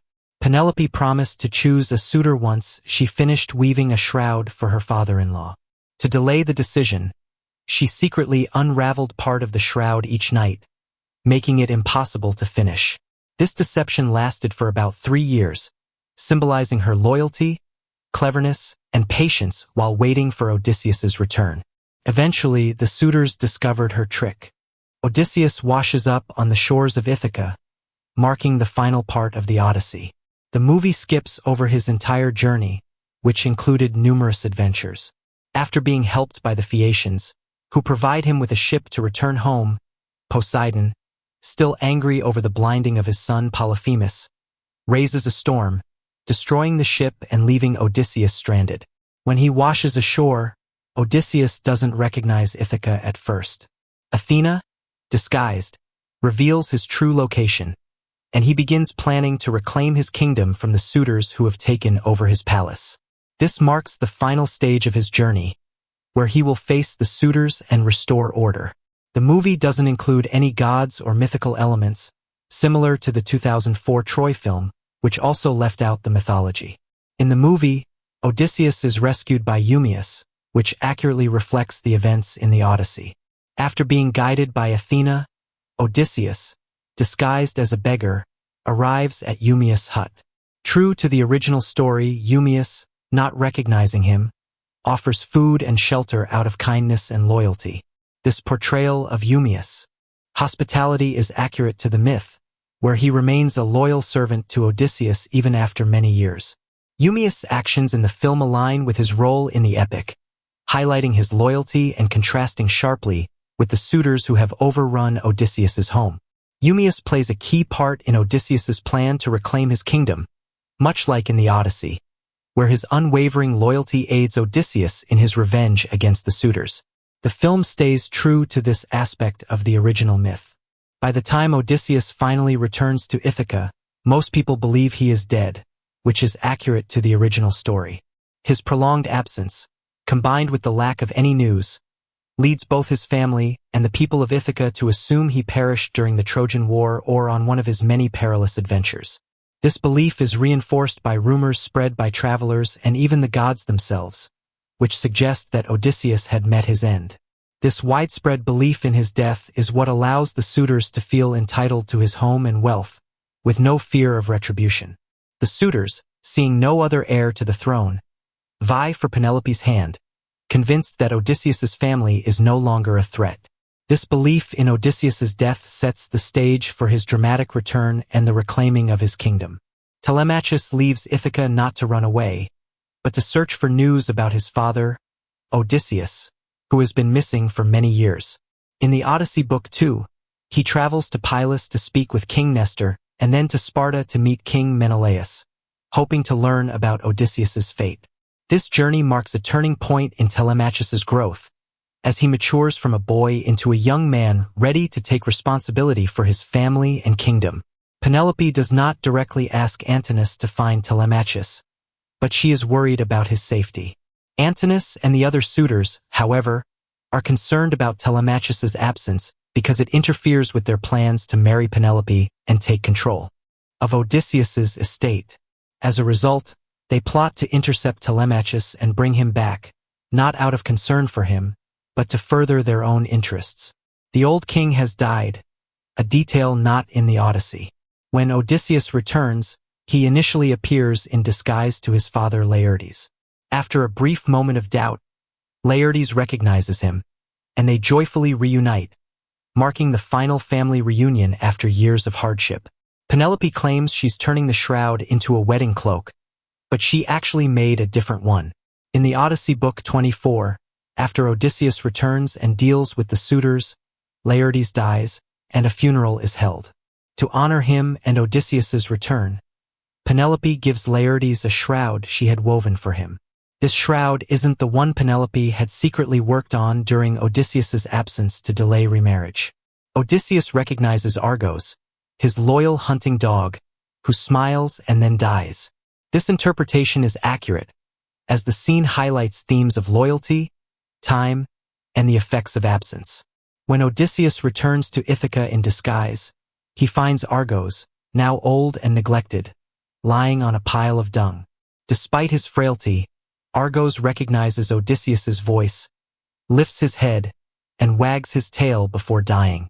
This moment is deeply symbolic, representing the end of Odysseus's long absence and Argos's unwavering loyalty, despite neglect. In the Odyssey, Odysseus, disguised as a beggar, goes to his palace and asks the suitors for food. This happens in Book 17, after his long journey, when he has returned to Ithaca but has not yet revealed his identity. As a beggar, Odysseus humbly enters the palace and requests food from the suitors. While most treat him with disdain, Antinous is especially cruel, throwing a stool at him. Despite this, Odysseus remains composed, silently observing the situation. His request for food allows him to assess the suitor's behavior and the state of his home before he reveals himself and takes his revenge. This scene is crucial as it sets the stage for Odysseus's final confrontation, where he will reclaim his throne, punish the suitors, and restore order to his household. It also emphasizes the contrast between Odysseus, the rightful king, and the disrespectful suitors who have overtaken his palace. After Odysseus begs for food in disguise, he briefly fights Iris, a suitor in Book 18. Iris mocks him, leading to a physical confrontation. Odysseus easily defeats Iris with a single punch, demonstrating his strength. However, Iris does not die in the fight. He's knocked out and humiliated, and after the fight, he is sent away by the suitors with no mention of his death in the text. This encounter highlights Odysseus's strength and skill, but it is not a fatal confrontation. The larger battle with the suitors occurs later in Book 22, when Odysseus reveals his identity and kills them all. Penelope talks to Odysseus without recognizing him, which is accurate. When Odysseus returns to Ithaca, he's still in disguise, and Penelope doesn't immediately recognize him. This moment underscores the long separation between them and the changes that time has brought. In Book 19 of the Odyssey, Penelope's nurse, Eurycleia, recognizes Odysseus by his scar. While washing his feet, Eurycleia notices a scar on his leg, which he had received years earlier while hunting a wild boar. Upon recognizing the scar, she realizes that the beggar is actually Odysseus. Odysseus quickly silences her and makes her swear not to reveal his identity. He wants to keep it secret until he can take revenge on the suitors. Despite recognizing him, Eurycleia honors his request and keeps his secret, ensuring the revelation of his identity is not shared at that moment. Odysseus doesn't visit his father Laertes' tomb to mourn his death in the Odyssey. Instead, he visits Laertes himself after returning to Ithaca, and his father is still alive. Telemachus does return to Ithaca in the Odyssey, and his journey home is an important part of the story, occurring in Book 15. By the time Telemachus arrives, Odysseus has already returned in disguise. Telemachus says that during his travels, he met a sailor who claimed to have seen Odysseus and mentioned that he had been living on an island with another woman for several years. It's Menelaus, whom Telemachus meets in Sparta, who provides the specific information that Odysseus is alive, living with the nymph Calypso on the island of Ogygia. Antinous does threaten to kill the other suitors if Penelope chooses anyone else, and this is accurate but happens later in the Odyssey. Eumaeus recognizes Odysseus, but in the Odyssey, he only identifies him after Odysseus reveals his scar. Upon seeing the scar, Eumaeus is filled with recognition and is overwhelmed with emotion, bursting into tears. In the movie, Odysseus doesn't reveal his identity due to shame over being the only one to return while his men perished. While he does feel guilt, his decision is more strategic. Odysseus keeps his identity hidden to plan his revenge on the suitors, reclaim his kingdom, and ensure a successful return without alerting them. His secrecy is driven by caution and strategy, not just shame. Before the final battle in Book 22, Odysseus takes steps to protect Telemachus, though he doesn't kill anyone until the fight actually begins. Odysseus reveals to Telemachus that he is his father, which is accurate. In the Odyssey, this pivotal moment occurs when Odysseus explains his return after a long journey. Telemachus initially doesn't believe Odysseus, which is accurate. In the Odyssey, when Odysseus reveals his identity, Telemachus is hesitant and struggles to accept that his father has truly returned. Antinous discovers that Penelope has been secretly undoing the shroud, but this occurs earlier in the Odyssey. The suitors become suspicious, and Eurycleia reveals the truth to them after witnessing Penelope unraveling her work. Antinous, furious at the deception, accuses Penelope of tricking them, and demands she choose a suitor. Eventually, her secret is exposed, and she is forced to stop the ruse. This moment underscores the suitor's impatience and Penelope's clever resistance. However, the claim that Antinous won't tell the others is inaccurate. He openly exposes her scheme. Penelope tells the suitors that whoever can string Odysseus's bow and shoot an arrow through 12 axe heads will become her husband. This is accurate. Many suitors attempt to string Odysseus's bow but fail, which is accurate. In the Odyssey, none of the suitors can manage to string the bow, highlighting their inadequacy compared to Odysseus. Antinous doesn't attempt to string the bow himself. In the Odyssey, he dismisses the challenge, suggesting it be postponed to make sacrifices to the gods, which highlights his arrogance and cowardice. Telemachus does try to string Odysseus's bow in the Odyssey during the contest set up by Penelope. He struggles to bend the bow and, despite his efforts, is unable to string it. After several failed attempts, he steps aside. In the Odyssey, Odysseus does use fire to help him bend the bow, though this is not explicitly shown in great detail in the text. He warms the bow by holding it near the fire, which softens it and makes it easier to string. After this, Odysseus successfully strings the bow and shoots the arrow through the 12 axe heads, a feat no one else, including Telemachus and the suitors, could accomplish. This moment marks the revelation of Odysseus's true identity and signals the start of his revenge on the suitors. This summary is accurate. It's a shame TSG Entertainment didn't produce this movie, as their logo perfectly aligns with the iconic scene in the Odyssey where Odysseus shoots an arrow through 12 axe heads. It would have been a brilliant visual connection to the story. Odysseus doesn't kill all the suitors himself, but he kills most of them in the Odyssey. After stringing his bow and shooting through 12 axes heads, Odysseus reveals his identity and begins the slaughter. He's aided by Telemachus, Eumaeus, and Philoetius, who help fight off the suitors. Telemachus provides weapons and fights alongside his father, while the servants lock the hall doors to prevent escape. Together, they kill nearly all the suitors, with around 108 dying in total. Penelope doesn't want Telemachus to kill Antinous, but he defies her wishes. In the Odyssey, Odysseus kills Antinous with a well-aimed arrow to the throat. Telemachus doesn't leave Ithaca after slaying the suitors.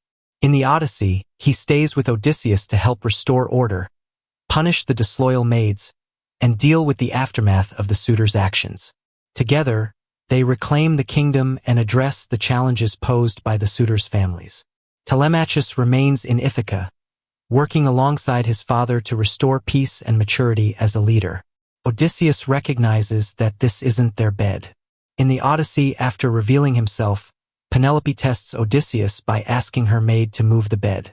Odysseus responds strongly, explaining that the bed is immovable because one of its legs is made from a living olive tree. Only he would know this detail, confirming his identity to Penelope and leading to their emotional reunion. The movie ends with Odysseus and Penelope together again. In the Odyssey, the following day, Odysseus goes to his father's farm and reveals himself. A group of Ithacans seek revenge for the suitors' deaths. A battle ensues but is quickly stopped by Athena and Zeus, preventing further bloodshed. Christopher Nolan's upcoming adaptation of the Odyssey has already sparked a wave of backlash online, and one criticism keeps rising to the surface. How do you make a massive film about ancient Greece and Greek mythology without casting a single Greek actor in any major role? For a story so deeply rooted in Greek culture, history, and identity, the casting choices feel incredibly disconnected from the source material. The Odyssey isn't just another fantasy epic. It's one of the most influential works ever written, a cornerstone of Greek mythology that has shaped storytelling for thousands of years. So the fact that no actors of Greek descent were brought in to help tell that story feels like a huge missed opportunity. It could have added so much authenticity, passion, and cultural weight to the film. There are so many talented Greek actors who could absolutely bring these legendary characters to life in a way that feels fresh, powerful, and true to the world Homer created. So in this video, we're doing a full recast of the Odyssey, but with one rule: every major role has to be played by actors of Greek descent. Let's build the version of the Odyssey that actually feels connected to Greece. First up, we have the man at the center of the entire story, Odysseus himself, the legendary king of Ithaca, a warrior, strategist, survivor, and one of the most complex heroes in all of mythology. This casting choice has to carry the entire film, because Odysseus isn't just an action hero. He's a man constantly being tested by war, grief, temptation, pride, and fate. And the perfect choice for the role would be Hugh Jackman. A lot of people don't realize this, but Jackman actually has Greek roots through one of his paternal great-grandfathers, making him a fitting pick for this version of the cast. But beyond the ancestry, he has everything you'd want in an Odysseus. He can command the screen like a king, bring intensity to the battle sequences, and still deliver the emotional exhaustion of a man who spent 10 years desperately trying to find his way home. Odysseus has to feel larger than life, but also deeply human, and that balance is exactly what Jackman does best. He has the charisma, the physical presence, and the emotional depth to make this version of Odysseus feel both mythic and tragic at the same time. What makes this casting even more interesting is that Jackman almost played Odysseus before. Back in August 2015, reports surfaced that Lionsgate was developing its own big-screen adaptation of the Odyssey, with Francis Lawrence attached to direct and Peter Craig writing the screenplay. And according to those reports, Jackman was actually in talks to star as Odysseus, which honestly makes perfect sense. Even over a decade ago, people clearly saw him as someone who could embody that larger-than-life mythical hero energy while still bringing emotional depth to the character. You can easily imagine him leading massive war sequences one moment, then portraying the exhaustion and heartbreak of Odysseus' journey the next. Unfortunately, the project ultimately fell apart and never moved forward, meaning Jackman never got the chance to step into the role. But in a weird way, that almost makes this recast feel even more fitting, like it's reviving a version of the Odyssey that Hollywood nearly gave us years ago. Moreover, Jackman has already worked with Nolan before in The Prestige. Nolan is well known for bringing back actors he's collaborated with in previous films, building a kind of unofficial creative circle that he returns to again and again. Whether it's Cillian Murphy, Michael Caine, Tom Hardy, Kenneth Branagh, or Matt Damon, Nolan clearly values familiarity and trust when it comes to casting major roles. So casting Jackman as Odysseus honestly feels like a natural fit. Not only does Jackman already have the dramatic range and screen presence for the role, but there's already an established working relationship there. And after seeing the intensity and charisma he brought to The Prestige, it's easy to imagine Nolan trusting him to carry a massive mythological epic like the Odyssey. Jackman is also a trained singer, and that actually opens up a completely different direction for this kind of project. If the Odyssey were ever reimagined as a musical adaptation, closer in spirit to something like Epic, the musical, then Jackman becomes an even more obvious anchor for the entire production. He already has a long history of musical performance, and he has the vocal control and stage presence needed to carry large, emotionally driven musical numbers. Odysseus is a character defined by endurance, longing, and storytelling, which naturally translates well into a musical structure where emotion is carried through song as much as dialogue. In that context, Jackman wouldn't just be a strong casting choice. He'd be one of the few actors who could realistically carry the entire emotional and musical weight of the story. He can shift between commanding heroism and deeply vulnerable introspection in a way that would be essential for a musical version of the Odyssey, where Odysseus' journey would likely be expressed through recurring thematic motifs and evolving vocal performances over time. So while this version of the recast is focused on a grounded, Nolan-style epic, it's interesting to note that Jackman's skill set extends far beyond that. If the story ever moved into a more stylized or musical interpretation, he wouldn't just fit the role, he'd arguably become the centerpiece of the entire adaptation. Next up is Penelope, Odysseus' wife and one of the most important emotional anchors in the entire story. While Odysseus is out battling monsters, gods, and impossible odds across the sea, Penelope is fighting a completely different kind of war back home in Ithaca. Surviving years of uncertainty, pressure, grief, and loneliness while refusing to give up hope that her husband will return. And for this role, I think the perfect choice would be Jennifer Aniston. A lot of people immediately think of her comedy roles, but that's exactly why she'd be such an interesting pick. Beneath that charm, Aniston has always been incredibly good at portraying emotional vulnerability and quiet strength, which is exactly what Penelope needs. This isn't a flashy warrior role. Penelope's power comes from patience, intelligence, resilience, and emotional endurance. She has to feel like someone who spent 20 years carrying the weight of an entire kingdom while constantly being surrounded by men trying to force her into moving on from Odysseus. And I think Jennifer Aniston could bring a level of humanity and emotional realism to that role that would make audiences genuinely feel the heartbreak of waiting that long for someone you still love. She also has great chemistry potential with Hugh Jackman. Together, they could absolutely sell the idea of this legendary couple torn apart by war and fate for decades. And in a Nolan-style adaptation, where the emotional core is just as important as the spectacle, that relationship has to feel believable. Plus, Aniston herself has Greek roots through her father, so she fits perfectly into the idea of recasting the Odyssey with actors of Greek descent. Now moving on to Telemachus, Odysseus' son, and one of the most emotionally complex roles in the entire story. Telemachus isn't just a supporting character, he's the emotional mirror of the whole epic. While Odysseus is lost at sea, Telemachus is lost at home, growing up in a kingdom that's slowly being consumed by chaos, pressure, and rival suitors who are trying to take his father's throne. The role needs someone who can convincingly show uncertainty turning into authority, and vulnerability shifting into leadership. For this version of the Odyssey, Nicholas Galitzine is a perfect fit. Galitzine brings the kind of classical, almost princely screen presence that Telemachus needs. He can look both sheltered and regal at the same time, like someone born into greatness but not quite grown into it yet. That balance is key for the character's arc. What makes the casting even more compelling is Galitzine's real connection to his Greek heritage. His mother is Greek-American, and growing up he'd often visit his relatives in the Peloponnese, Athens, and the Greek islands during holidays. That connection to Greece gives the role an added layer of authenticity, since it's not just symbolic casting but something rooted in lived experience and identity.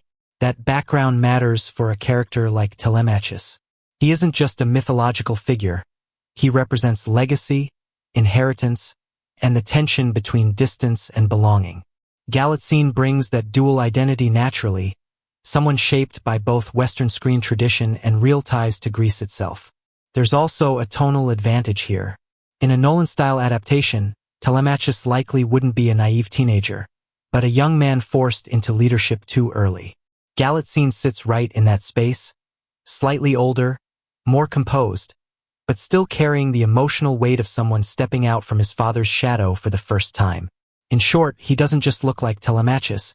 He feels like the version of Telemachus who's been waiting years for Odysseus to return, and is finally ready to become something more than just the son of a legend.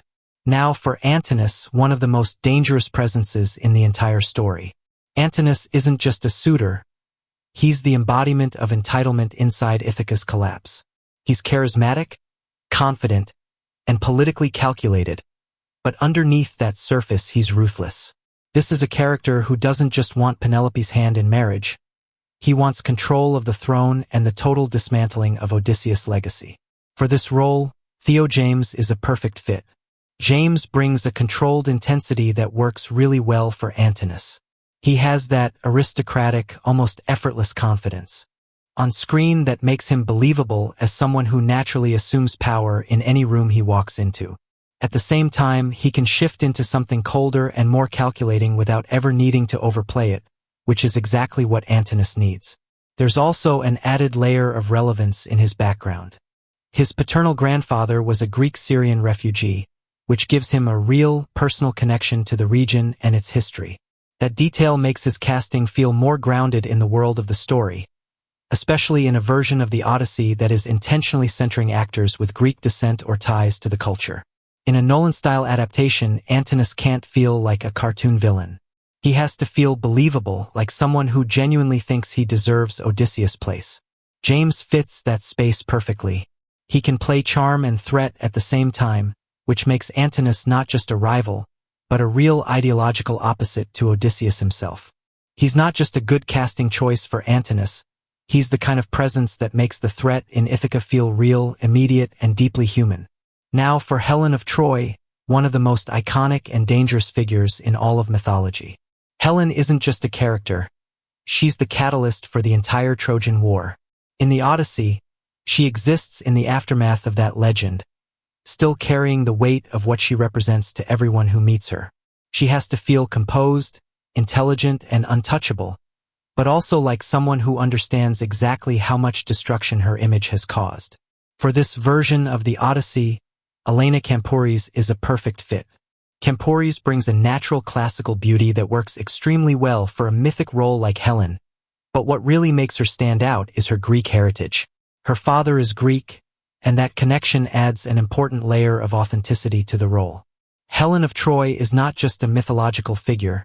She is deeply tied to Greek identity and storytelling tradition, so casting someone with genuine Greek roots makes the role feel more grounded in the world it comes from. She also has the kind of screen presence that can balance elegance with emotional complexity. Helen isn't just meant to be admired. She has to feel aware of her own legend, almost like she's living inside a story that other people keep writing about her. Kampouris can sell that mix of beauty, intelligence, and quiet emotional weight without overplaying it. In a Nolan-style adaptation, that matters even more. This version of Helen wouldn't just be a distant symbol of beauty. She would feel like a real woman navigating the consequences of a myth that has defined her entire life. And tonally, she fits perfectly alongside this cast. She would naturally hold her own opposite figures like Odysseus, Penelope, and the suitors while still feeling like the mythic center of gravity that everyone else is drawn toward. What's kind of funny about this casting is Kampuris actually already has a connection to the Odyssey in a very indirect way. She starred in the TV series American Odyssey, which, despite the name, has nothing to do with Homer's epic, but it's still a pretty ironic coincidence given the recast we're building here. It's one of those cases where an actor almost feels like they've been orbiting a concept long before they're actually cast in it. It's not a literal link to Greek mythology or Homer's story, but it does make her involvement in a project like this feel a bit more fitting in hindsight. She's already been associated with a title that evokes journey, struggle, and epic storytelling, even if the subject matter is completely different. So when you line that up with her actual Greek heritage and her suitability for Helen of Troy, it's an interesting bit of trivia that just adds a little extra layer to the casting choice, even if it's ultimately just a coincidence. In Nolan's The Odyssey, there's also an interesting structural idea where Helen and her sister Clytemnestra would be played by the same actress. So Kampuris wouldn't just be Helen of Troy, she would also take on the role of Clytemnestra, Agamemnon's wife and one of the most consequential figures in the aftermath of the Trojan War. Even though, in traditional mythological sources, Helen and Clytemnestra aren't identical twins. In a grounded, psychological interpretation of the Odyssey, that dual casting choice would reinforce the idea that myth is not just about individual characters, but about patterns that repeat across families, relationships, and generations. Kampuris playing both roles would turn that idea into something visible, where the audience is constantly reminded that these stories are connected by cause and consequence rather than coincidence. An alternative casting choice for Helen of Troy could be Sasha Grey, whose appearance, heritage, and public image create an unexpectedly fitting parallel to one of mythology's most desired and controversial women. As a former adult film actress who later transitioned into mainstream entertainment, Grey has long been associated with intense public fascination, admiration, and controversy, qualities that mirror the mythic aura surrounding Helen herself. In many ways, Helen of Troy isn't simply a character defined by beauty, but by the effect that beauty has on the people around her. Obsession, rivalry, lust, projection, and conflict. Grey's celebrity persona has often carried a similar dynamic, where she became the focus of enormous male attention and cultural fixation, making the comparison feel symbolically appropriate for a modern reinterpretation of the role. Physically, Grey possesses many of the Mediterranean features commonly associated with classical Greek beauty. Dark hair, expressive eyes, sharp facial structure, and an elegant yet intense presence that feels more grounded and authentic than the polished, almost artificial glamour often used in Hollywood epics. Rather than portraying Helen as a distant, untouchable fantasy figure, Grey could embody a version of the character whose beauty feels magnetic, sensual, and emotionally dangerous in a believable way. She has the kind of screen presence that naturally draws attention without needing exaggerated styling, which is important for portraying someone whose reputation alone was said to ignite wars and destroy kingdoms. Her Greek heritage through her Greek-American father adds another compelling layer to the casting. Grey's ancestry and naturally Mediterranean appearance could help ground the character in a more culturally authentic visual identity, while still maintaining the larger-than-life mystique associated with Helen. What makes the idea especially compelling is the thematic overlap between Grey's public image and Helen's role in mythology. Helen has always existed as a woman onto whom men project desire, fantasy, blame, and obsession. Entire armies fight over her, rulers risk empires for her, and poets immortalize her beauty while often ignoring her perspective as an individual. Grey's career and public notoriety similarly turned her into a figure of fascination for millions of men, with much of her identity shaped by the desires and perceptions of others. That parallel could add a layer of realism and self-awareness to the performance, allowing Helen to feel less like an abstract legend and more like a woman trapped beneath the weight of her own reputation. In a Nolan-style Odyssey, Grey could portray Helen not merely as the most beautiful woman in the world, but as someone fully aware of the chaos her presence inspires.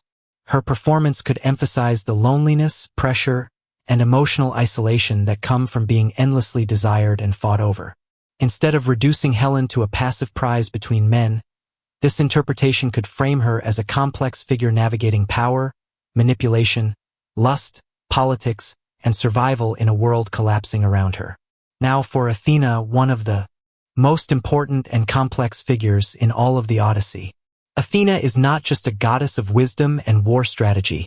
She's the constant guiding force behind Odysseus' entire journey. She appears throughout the story as protector, strategist, and manipulator of fate, often working in the shadows while shaping the outcome of events in subtle but decisive ways.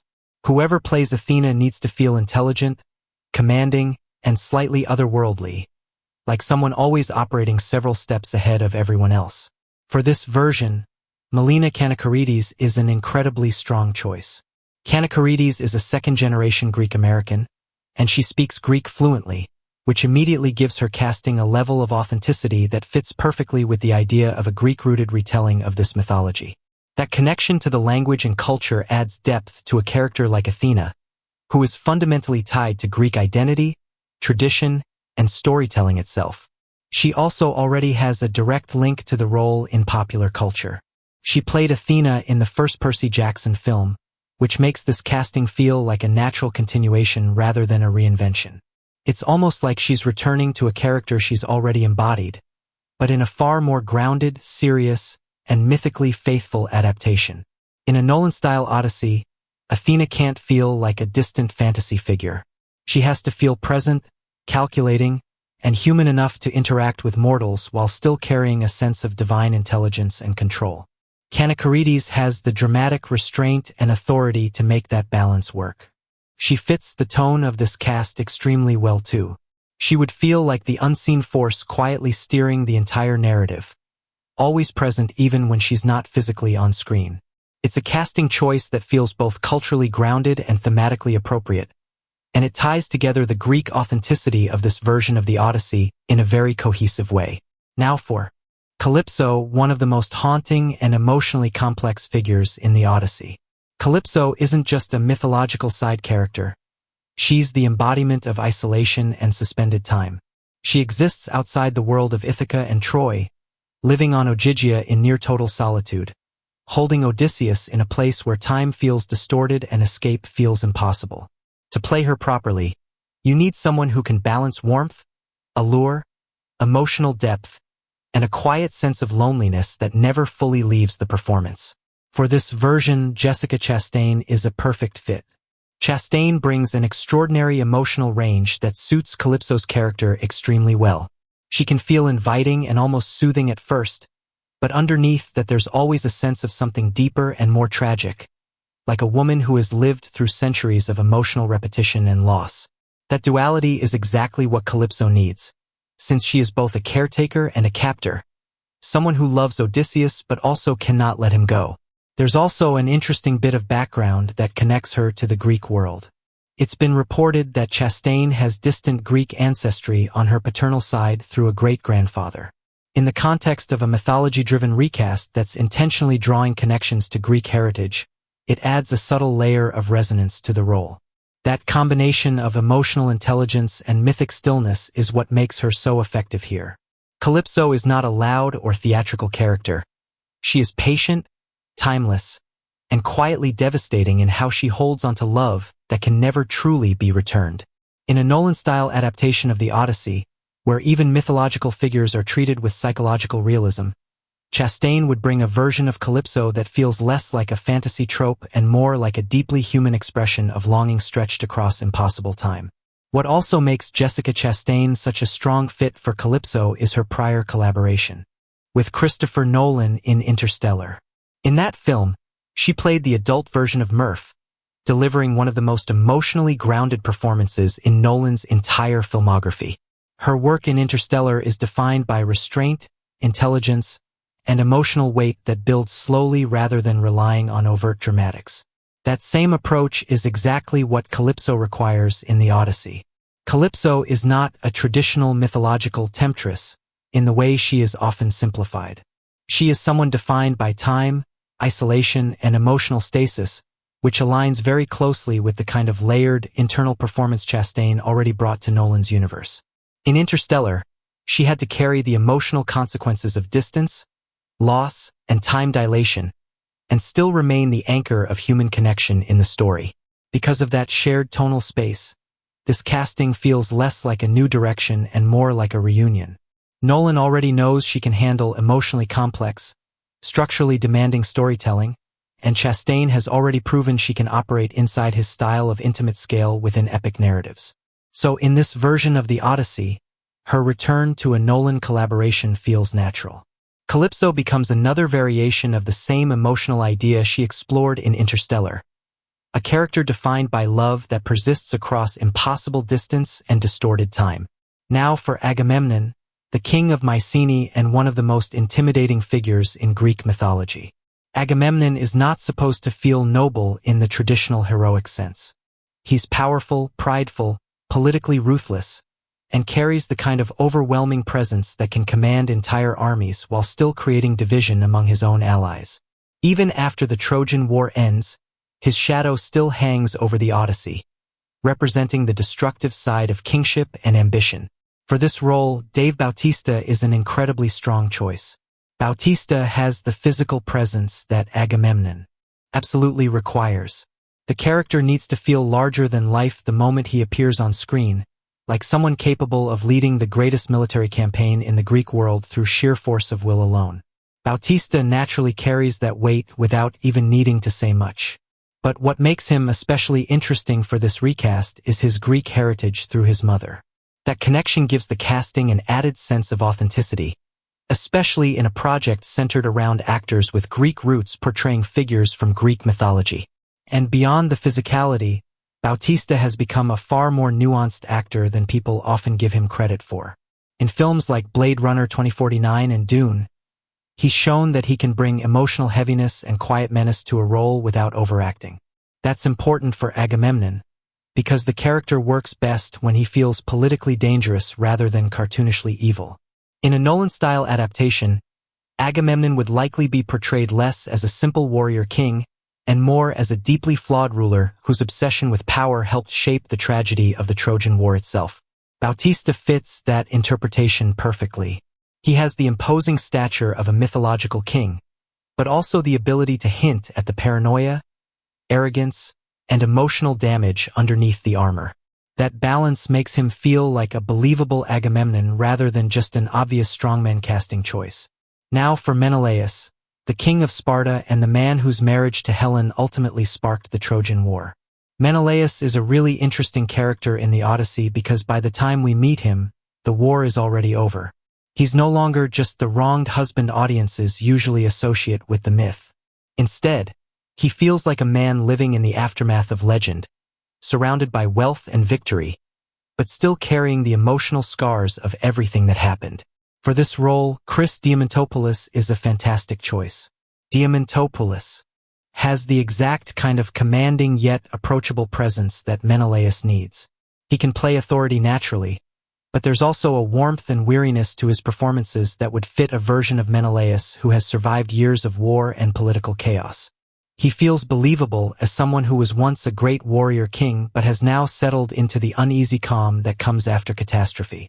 What also makes the casting especially fitting is his Greek heritage. Diamantopoulos was born to Greek parents and has always had a strong connection to his Greek background, which gives the role an added sense of authenticity within this recast. There's also something really effective about his energy in relation to the rest of the cast. He could convincingly portray a husband still trying to reconcile love, resentment, pride, and history all at once. In a Nolan-style adaptation, that emotional ambiguity becomes incredibly important, and Diamantopoulos has the acting range to make Menelaus feel layered instead of one-dimensional. He wouldn't just come across as the husband of Helen, but as a ruler haunted by the fact that his personal life reshaped the entire Greek world. It's a casting choice that feels both culturally authentic and dramatically smart, while also giving Menelaus the gravitas the character deserves. Diamantopoulos also has a really interesting connection to this mythology that makes him feel even more appropriate for a project like this. He voiced Poseidon in the Netflix animated series Blood of Zeus, which already shows he has experience bringing one of the major Greek gods to life in a modern adaptation.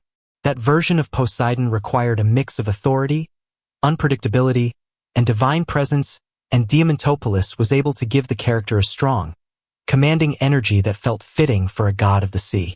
Because of that, he would actually be a really strong choice for a live-action version of Poseidon as well. He already understands the tone and weight that comes with portraying a figure like that in Greek mythology, and he has the vocal and physical presence to match it.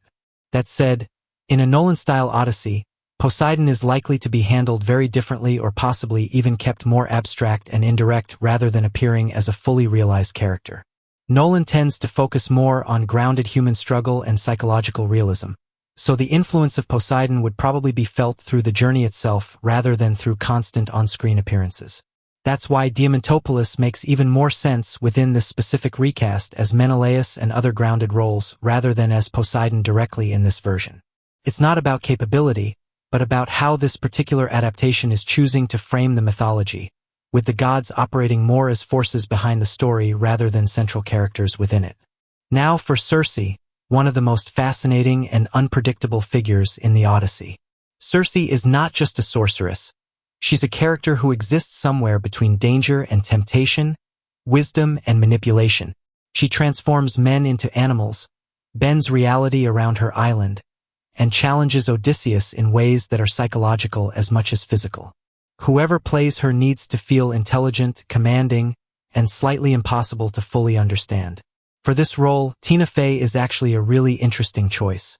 At first glance, she might seem unexpected, but that's exactly why the casting works. Fey has always had an incredibly sharp screen presence, and Circe is fundamentally a character built around intelligence and control. She's someone who dominates every conversation and every room without needing brute force, and Fey naturally carries that kind of authority. She also has Greek heritage through her mother's side, which makes her a fitting inclusion in this Greek-rooted recast. That cultural connection gives the casting a stronger sense of authenticity while also making it feel less random than people might initially expect. What makes Fey especially compelling for Circe is her ability to balance charm with subtle menace. Even in comedic roles, there's usually an underlying sense that her characters are always thinking several steps ahead, and that quality translates perfectly to a Nolan-style interpretation of Circe. Instead of portraying her as an exaggerated fantasy, which this version could lean into her as a psychologically intimidating figure who quietly manipulates everyone around her. And honestly, casting against type could make the character even more memorable. Nolan often gets interesting performances out of actors people don't immediately associate with certain genres, and Fey stepping into a darker, more mythological role could create something genuinely unique. In this version of the Odyssey, Circe would feel less like a traditional magical temptress and more like a brilliant, isolated force of nature, someone who sees through Odysseus almost immediately and challenges him in ways nobody else can. Then there's Eumaeus, Odysseus' faithful swineherd and one of the most quietly important figures in the entire story. Eumaeus isn't a warrior, a king, or a god, but he represents something arguably more powerful in the Odyssey: loyalty without conditions. While Odysseus is gone for years, Eumaeus remains one of the few people in Ithaca who never abandons the idea that his king will return. He lives in poverty, surrounded by chaos and corruption, yet still holds onto a sense of moral clarity and devotion that stands in sharp contrast to the suitors and the decay of Odysseus' household. For this role, Ralph Macchio would be a strong and unexpected but very effective choice. Macchio brings a grounded, understated presence that works perfectly for Eumaeus. This is not a character who needs to dominate scenes through force or charisma.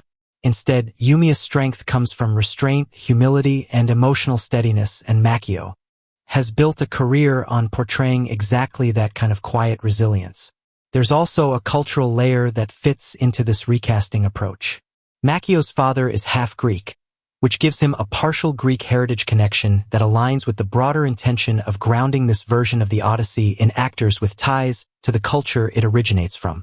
What makes the casting especially interesting is how subtly powerful it becomes in context. Eumaeus is often overlooked compared to figures like Odysseus, Telemachus, or the gods, but he is one of the emotional anchors of the story. He represents the idea that loyalty can survive absence, decay, and time itself. Macchio's natural warmth and familiarity on screen make him ideal for that kind of role. He doesn't need to reimagine Eumaeus as larger than life. He just needs to embody someone who feels real, steady, and deeply human in a world that has lost its stability. In a Nolan-style adaptation, that kind of grounded emotional truth becomes even more important. Amid the gods, monsters, and epic journeys, Eumaeus would be the reminder that sometimes the most meaningful strength in the Odyssey is not power, but unwavering faith in someone who is not yet home. Then there's Polyphemus, the Cyclops and son of Poseidon, one of the most iconic and terrifying encounters in the Odyssey. Polyphemus isn't just a monster Odysseus outwits. He represents raw, unrefined power without civilization, law, or restraint. In a grounded, Nolan-style adaptation, Polyphemus would need to feel less like a fantasy creature and more like an overwhelming natural force, something ancient, intelligent in a primal way, but incapable of empathy or moral structure. For this role, Billy Zane would be a strong and unconventional choice. His parents are of Greek descent. Zane has always had a very distinct screen presence, one that can shift between charm, menace, and theatrical intensity. That unpredictability works well for Polyphemus, who isn't just mindless violence but a character with presence, awareness, and a dangerous sense of control over his own domain. There is also a loose cultural resonance in casting him within this broader Greek-rooted reinterpretation, though it's more about tonal cohesion than strict lineage. In a project that leans heavily into mythological heritage and reinterpretation, Zane fits the aesthetic of larger-than-life, almost operatic characters who feel pulled from legend rather than realism. What makes the casting interesting is how it reframes Polyphemus. Instead of being purely a monster, he becomes a tragic embodiment of isolation and divine abandonment, a being cut off from both gods and men, existing in a space where strength is the only language left to him. In that sense, Zane could bring something unexpected to the role. Not just intimidation, but a strange kind of tragic presence that makes the encounter feel less like a fight with a creature, and more like a collision with a forgotten fragment of the divine world. Now for Eurylochus, Odysseus' second-in-command and one of the most morally complex figures in the entire journey. Eurylochus isn't a straightforward, loyal soldier, and he isn't a pure traitor either. He sits in that uncomfortable middle ground where survival, fear, and doubt constantly compete with duty. He's the man who questions Odysseus when others stay silent, the one who voices what the crew is thinking but afraid to say out loud. In many ways, he becomes the human pressure valve of the expedition, and that tension eventually leads to choices that have devastating consequences. For this role, Rami Malek is a perfect fit. Malek has a very specific screen presence that works extremely well for Eurylochus. He can play internal conflict in a way that feels constant and visible even when he's not speaking. There's always a sense that his characters are thinking several layers beneath what they show on the surface, which is exactly what Eurylochus needs. He isn't loud or dominant like Odysseus, but he carries a quieter intensity that can slowly build into something unstable. He has also stated that he is 1/8 Greek, which adds a subtle connection to the cultural framework of this reinterpretation of the Odyssey. It reinforces the idea that this cast is being shaped around actors with at least some tie to Greek heritage, grounding the mythology in a more culturally continuous way. In a Nolan-style adaptation, that kind of internal tension becomes central. Eurylochus would not just be a supporting officer on the ship, but a reflection of what happens when faith in leadership begins to erode under extreme conditions. Malek would bring the exact kind of quiet instability that makes those cracks feel real long before they become irreversible. Now for Melantho, one of the maids in Odysseus and Penelope's household, a smaller role on the surface, but an important one in showing the internal decay of Ithaca during Odysseus' absence. Melantho isn't a heroic figure or a mythic presence. She represents something more grounded and more uncomfortable in the Odyssey, the fracture of loyalty inside the household itself. While Odysseus is gone and Penelope is holding the kingdom together under immense pressure, figures like Melantho exist in that space of uncertainty, where survival, resentment, and shifting allegiances all collide. Even minor characters like her help show just how unstable Ithaca has become. For this role, Lauren Lapkus would be a strong and interesting choice. Lapkus brings a very natural, human quality to her performances. Even when she's in comedic roles, there's a grounded realism in how she plays reactions and emotions, which could translate well to a character like Melantho, who exists in the background of the story but still reflects the moral state of the household around her. There's also a connection to Greek ancestry from her mother's side, which fits the broader idea of casting actors, with ties to the cultural origins of the story. In a project that is intentionally leaning into Greek-rooted casting choices, that kind of background helps maintain consistency across even the smaller roles. In a Nolan-style adaptation, Melantho would likely not be expanded into a major figure, but she would still need to feel real. Nolan's approach tends to give even minor characters a sense of emotional weight and narrative consequence, and Lapkus would be able to bring that subtle texture without overplaying the role. She wouldn't just be a maid in the background, but part of the living, breathing environment of Ithaca, where every character reflects some aspect of loyalty, fear, or moral erosion during Odysseus' absence.